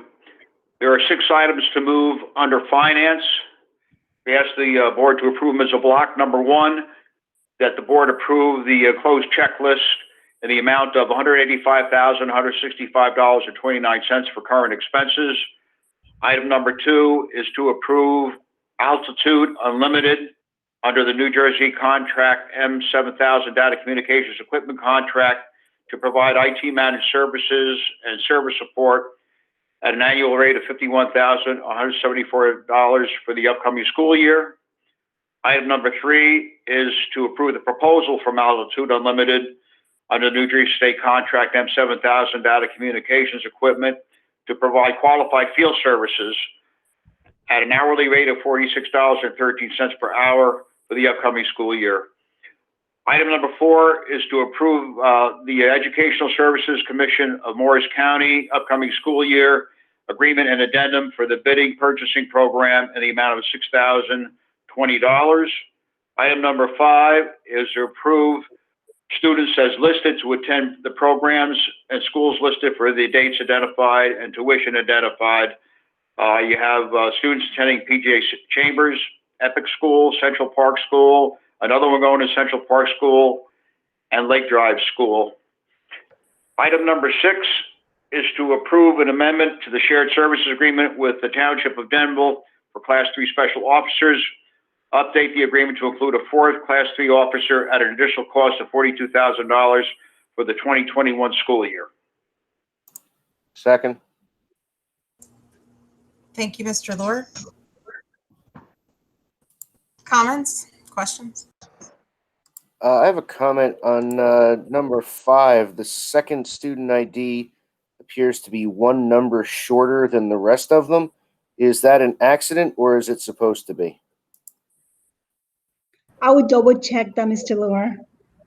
It might be an error. Thank you. Sure. Damaris, also in relation to number 5, can you tell us for the school year we just completed what the total cost is for outsourcing, and if this is an accurate representation of sending students out of district and what that looked like versus last year? Typically, the Department of Education determined the tuition for out-of-district placements, including private schools. And that tuition does not come out until probably almost the end of next school year. And we have to estimate, normally what they do, they estimate approximately 7% from the previous years. And it's very typical. Once the accurate tuition is determined by the Department of Education, there's an adjustment made, either high or low. And at that point, we usually do a rebill where the district, we had to pay more to the district to the out-of-district placements, or at that point, they adjust our tuition to decrease it, depending on which way it goes. And then is that usually a board action? If we need to increase the payment, is that something that the board needs to reapprove? Not typically, no. Once you approve the tuition, the increase is not really a huge increase. That's why they usually estimate 7% increase. If anything, will be very minimum. Thank you. Mm-hmm.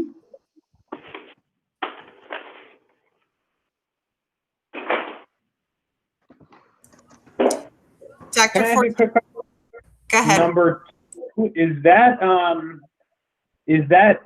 moving our servers remote, or can somebody just tell me exactly what that number 2 is? That number 2 is the fee we pay every year to the Altitude Unlimited to manage our servers and network. It's something a while back we decided to get away from the in-house engineers. Do you remember when we had the in-house engineer? And then we decided not to keep the in-house engineer, and we outsourced the higher level functions of the networking to this group, which we've been doing for a few years. Okay, but we still have our physical servers on site that we manage, or with support from others, obviously, but this is not to move the servers virtual. Is that correct? No. Okay, thanks. I read the 19 pages, but it's in IT language. Yeah. Right.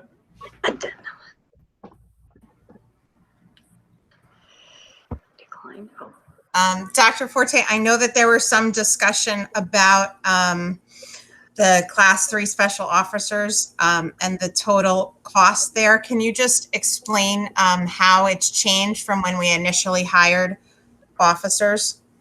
So in 2017, Chief Wagner and I talked about this to see, like, we really didn't know. We were only the second district to hire a Class 3 officer in the county. We didn't really know what the cost would be. He put feelers out for $22.50 an hour and didn't really get much, didn't really get too many applicants. At $25 an hour, he got 5 applicants, one of which was viable. So the changes that have happened over the years since 2017 is we first started out at about a 6-hour day. So we only had one officer for 30 hours a week, and it's evolved into having now 4 officers for the entire school day. So it wasn't, we were only covering part of the school day at one school in the beginning. Now we're covering the entire school day for all 4 schools, all 4 buildings, at a rate of $30 an hour. And the average rate right now in the county is between $30 and $35 an hour.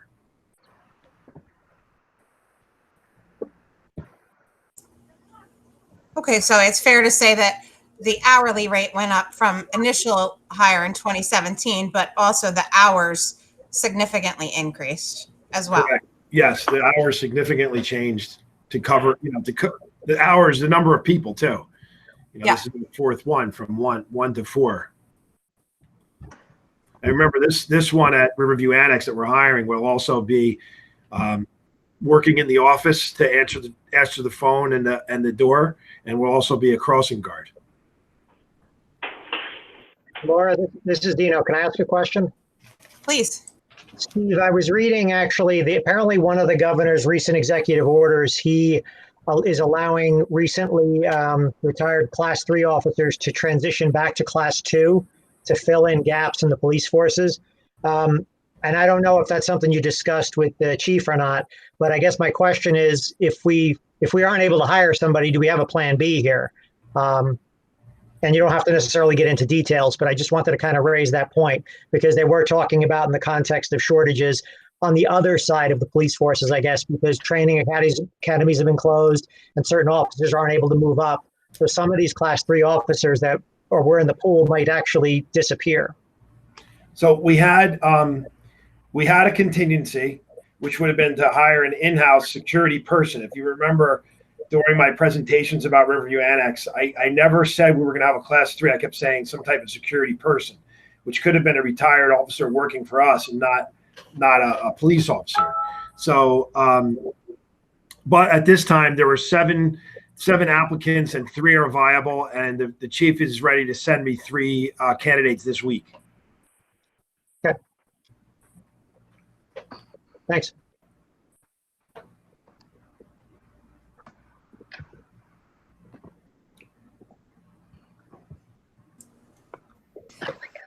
Okay, if there are any questions or comments?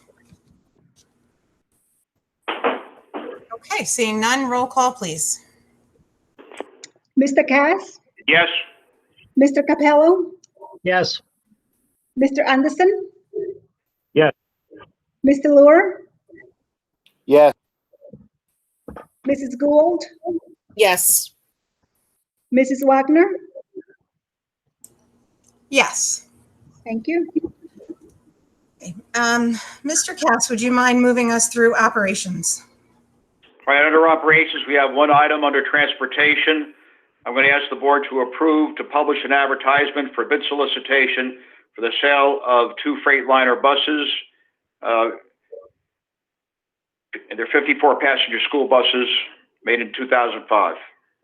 Second. Thank you, Mr. Capello. Questions or comments? Okay, roll call, please. Mr. Cass, Yes. Mr. Capello, Yes. Mr. Anderson, Yes. Mr. Lure, Yes. Mrs. Gould, Yes. Mrs. Wagner? Yes. Okay, so now we are at good of the cause to include committee reports, correspondence, and our discussion items.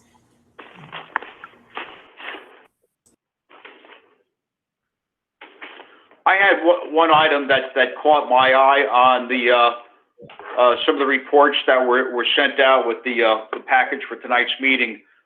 We listed the schoolroom moves at each school, and there seemed to be a disproportionate number for Riverview with 23 classroom moves, and 3 for Lakeview.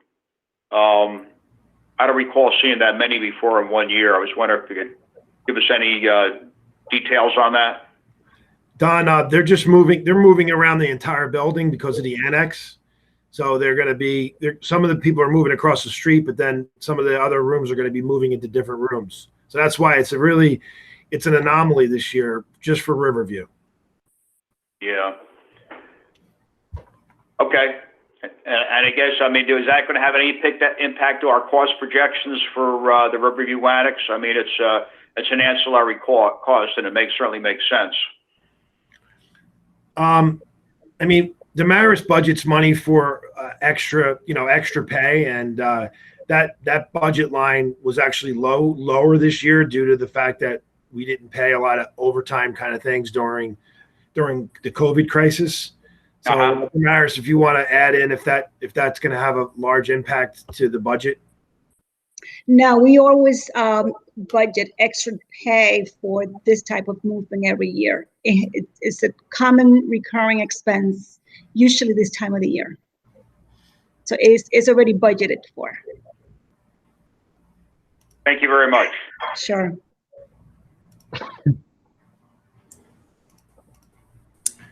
So I know Dr. Forte and Dr. Cullis were telling us about their meeting today with some members of the community, and we have been wanting to charge a committee, an ad hoc committee.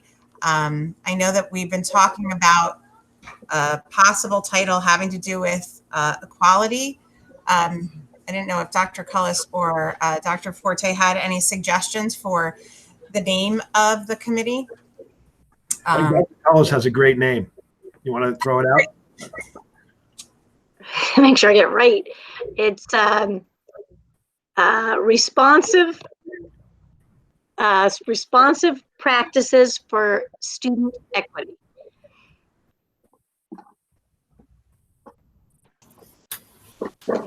Thank you, Dr. Cullis. And I don't know if you've gotten far enough in your discussions yet.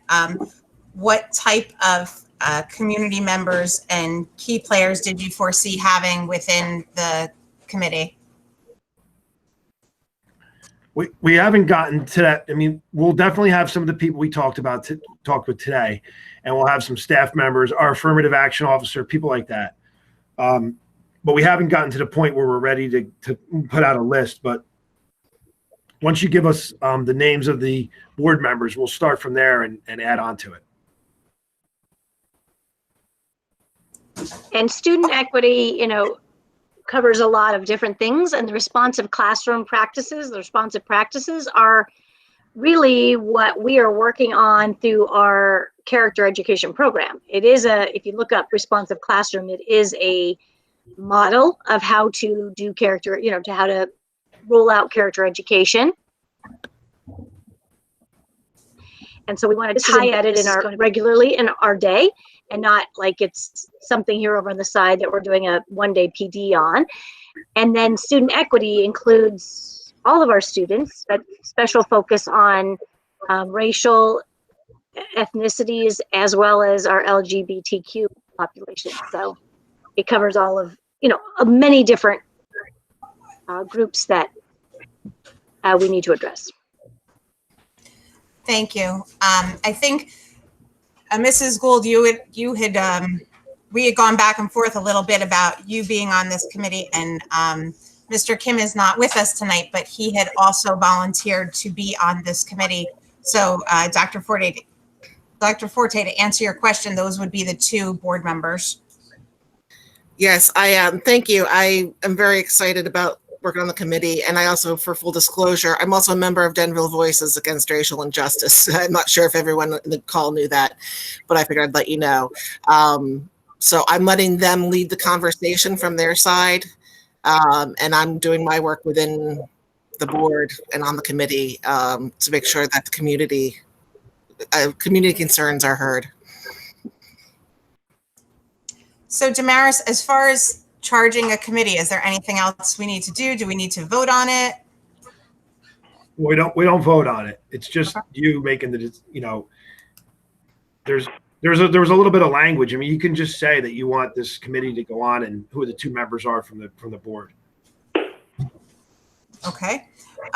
So we're going to form an ad hoc committee titled Responsive Practices for Students. Did I get that right? Responsive practices for student equity. Right. Responsive practices for student equity.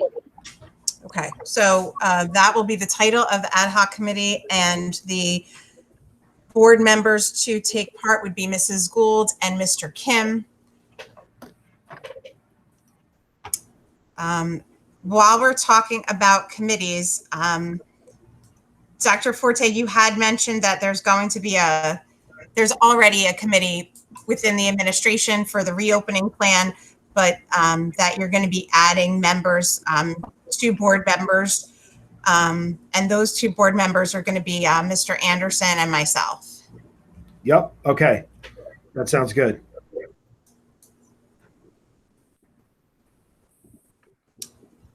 Does anybody have anything else that they wanted to discuss? Steve, you want to talk about returning to our live board meetings? Yes, I do. So I think if things don't change between now and August 10th, but there are some things that changed just today where the governor pulled back a little bit. I would recommend we'd go live in person if things don't change. So is everybody in agreement to try to go live for August 10th? I know there had been some discussion about moving our meeting to either the community room or into one of the school buildings so that we could space without, having some people on the dais and some people not. Is that anything that you've taken into consideration? I would leave that up to you guys. I mean, to me, it's fine in the I'm fine in the chambers, but if you feel like you want to move to the community room, I'll see if it's open and then we'll do it. I'm good with the way it is. I'm sure we can spread out and do it the way that the town council did the first meeting or two. So it shouldn't be a problem for us. But if you don't want to do it that way, we can look at the community room. Is the town council having meetings in August in the chambers? The town council does something where they have some people in the chambers, but the rest of them are online.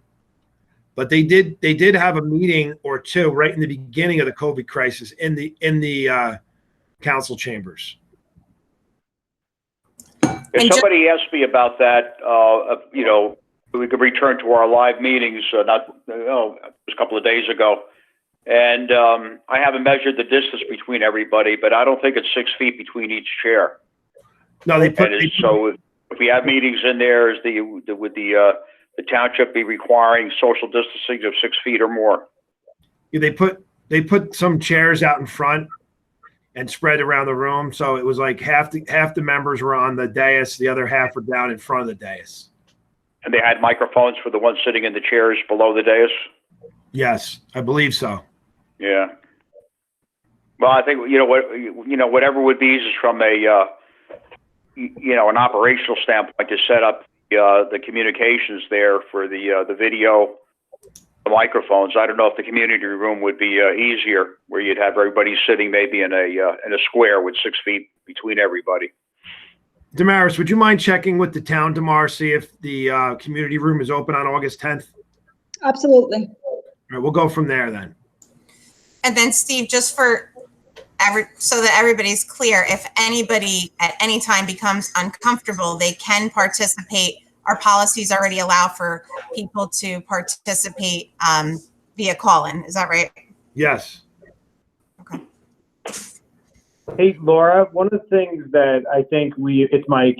One of the things I think we've learned, at least a positive that I look at, is I think we've actually, although we don't have anybody on the call today from the public, I think we've actually had more engagement from the public that want to pop onto a meeting while they're home, put in a comment or a statement or a question.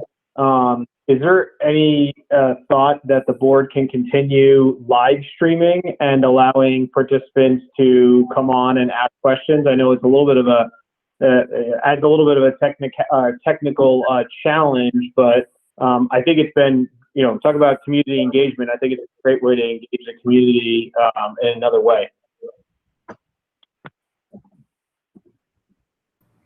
I shared with everybody the comments from Matt. Didn't I? I think I shared that with everybody, right? Yes. Yes.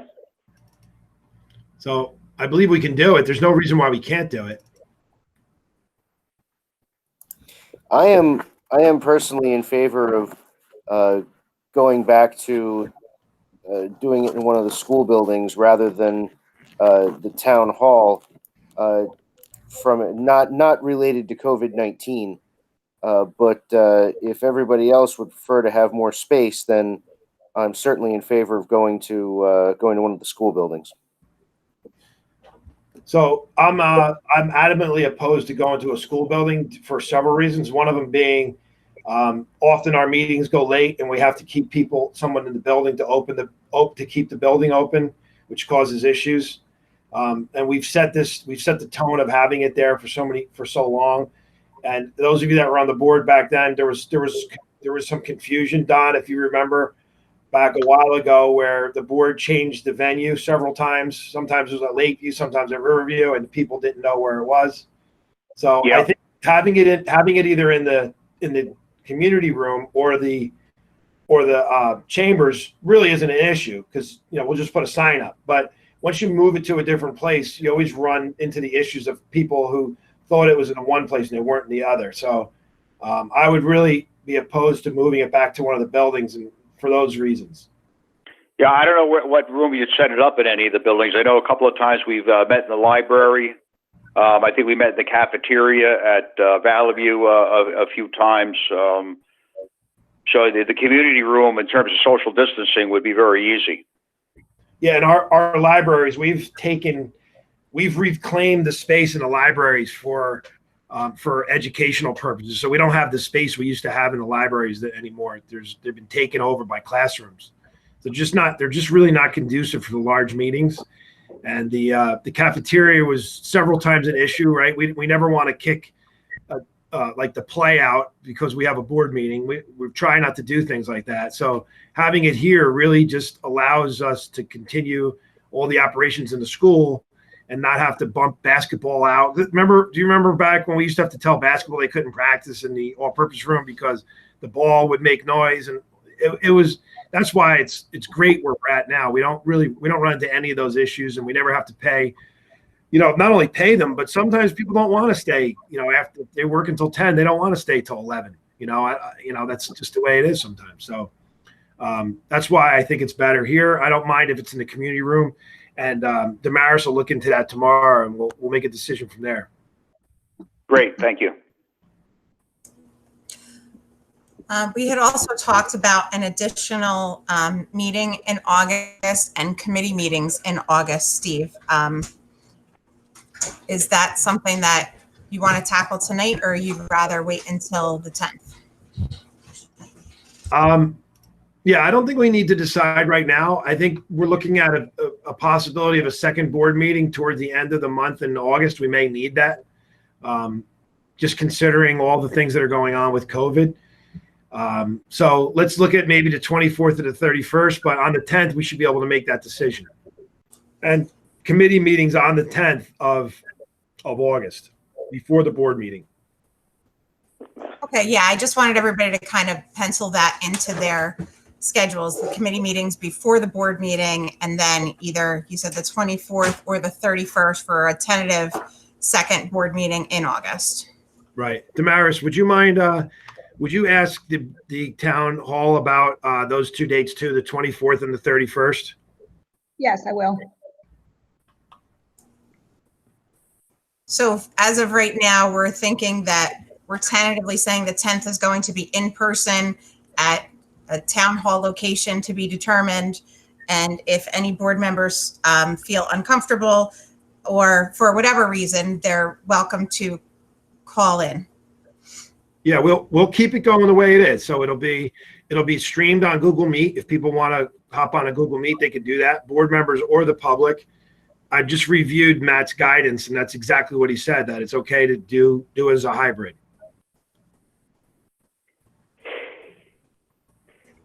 Great. Does anybody have anything else?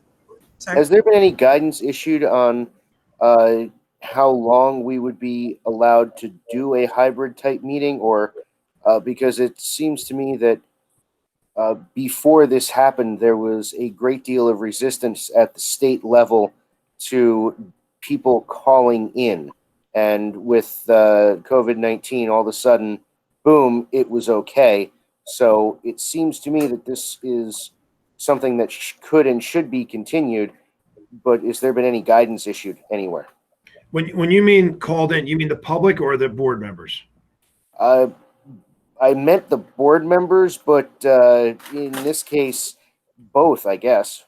So our policy allows for board members to call in. It always has. The only thing that really changed was that we don't have a physical location of our meeting. So until we hear otherwise, that we're not permitted to do that, we're able to do it. And the governor extended the state of emergency another month. So, Matt said, as long as the state of emergency is in effect, there's no problem with doing it virtually.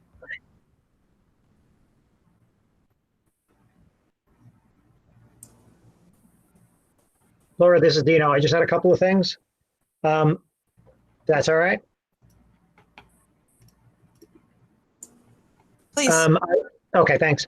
I know I had a couple of conversations with some board members, and I think we expressed, or we were talking about maybe increasing the tempo of some of the committee meetings, just because there's so much to cover. Looking at maybe doing more than one committee meeting a month. Did anybody discuss that, or did I miss a conversation, or have we discussed that at all? Certainly not tonight as a board, no. Okay. Maybe something we want to discuss. Like I said, I know it's something I've discussed with a couple of board members. Seemed like there was to be a lot of material to cover, a lot of information to go over, a lot of plans to get familiar with. So I don't know if that's something we want to do now or later, but I think it's probably worth the discussion. It would definitely be difficult to do in the summer, just due to the administrative team vacations and things like that. So if we could fit it in later into August, maybe. July is going to be tough. So we have August 10th. If you guys wanted to do a second one before the other board meeting, we could definitely fit that in, and then look at doing it during the school year. Well, and I think that would be good timing, not necessarily in July, because July is when the committee will be finalizing all their decisions about reopening. But by the 10th, those decisions will have been made, and then it'll be about relaying that in all of those details to the board. So I don't know if that's what you had in mind, Dino, but I think that would work out well to have our committee meetings August 10th, planned for certainly a second committee meeting in August whenever we have that second board meeting, and then reevaluate September, August 10th or whatever. Yeah, I mean, I think that makes a lot of sense. I mean, I think one, we need to know what's going on. Two, we need to be able to communicate that to the public if we're asked questions. And I think there's more work than time right now. So I think having those extra meetings, or maybe having these committee meetings go a little longer, may make some sense, one or the other or both. But again, that's just my thought.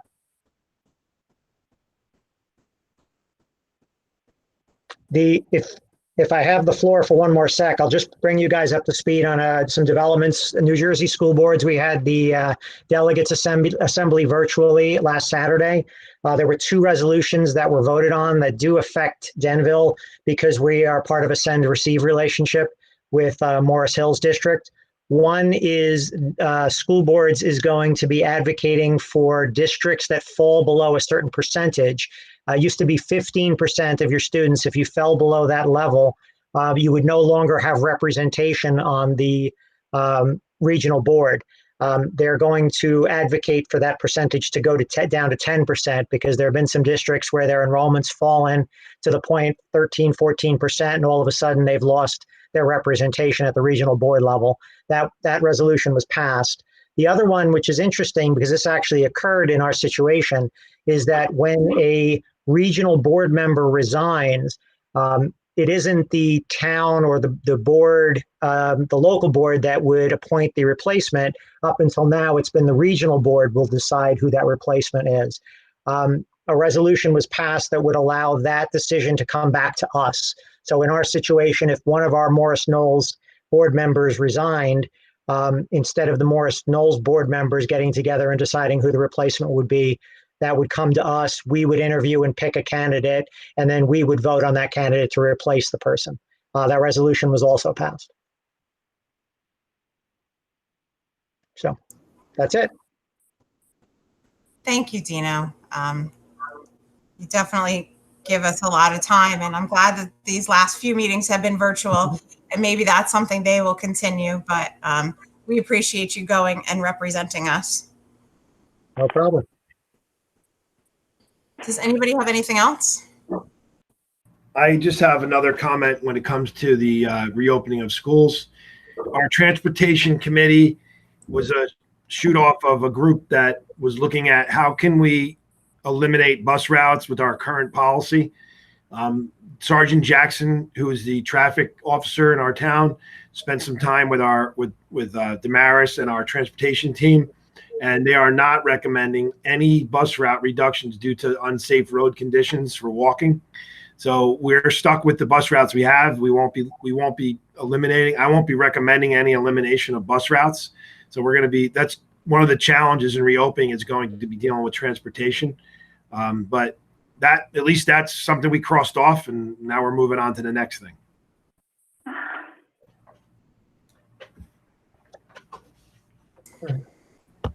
Okay, thank you. Hey, Laura, can I just add one comment? I attended a Foundation of Denville virtual meeting last week. And just so everybody knows, they are still planning to try to get their golf outing in end of September. The date is Tuesday, not a Monday like normal, but a Tuesday, September 29th. Obviously, it'll be a little bit different than normal. No tricky tray, no indoor dinner as of right now. So a little bit different, but they'll certainly try to get the golf in and a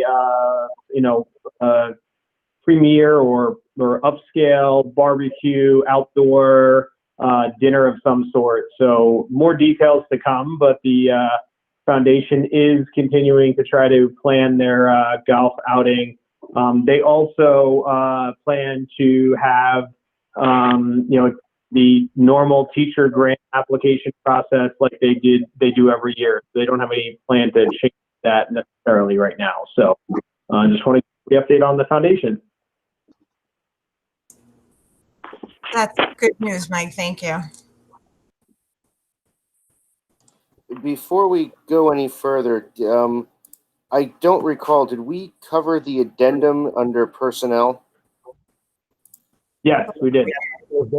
Okay, thank you. Yep, no problem. Anything else?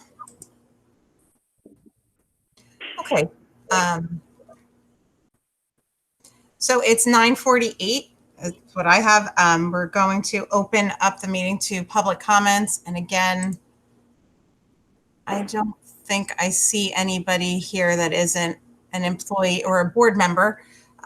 So we can close it at the same time, seeing no questions. And then we do have a need for a second, or not a second, an executive following our meeting, just to quickly review some negotiation issues. I move to convene an executive session in accordance with Section 8 of the Open Public Meetings Act.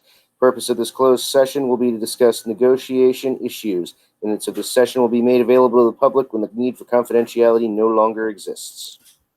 Second. Thank you, Mr. Laura and Mr. Anderson. I didn't send out an invite. I can do that right now. Or Steve, do you want to do a conference call? I don't know what's easier for you.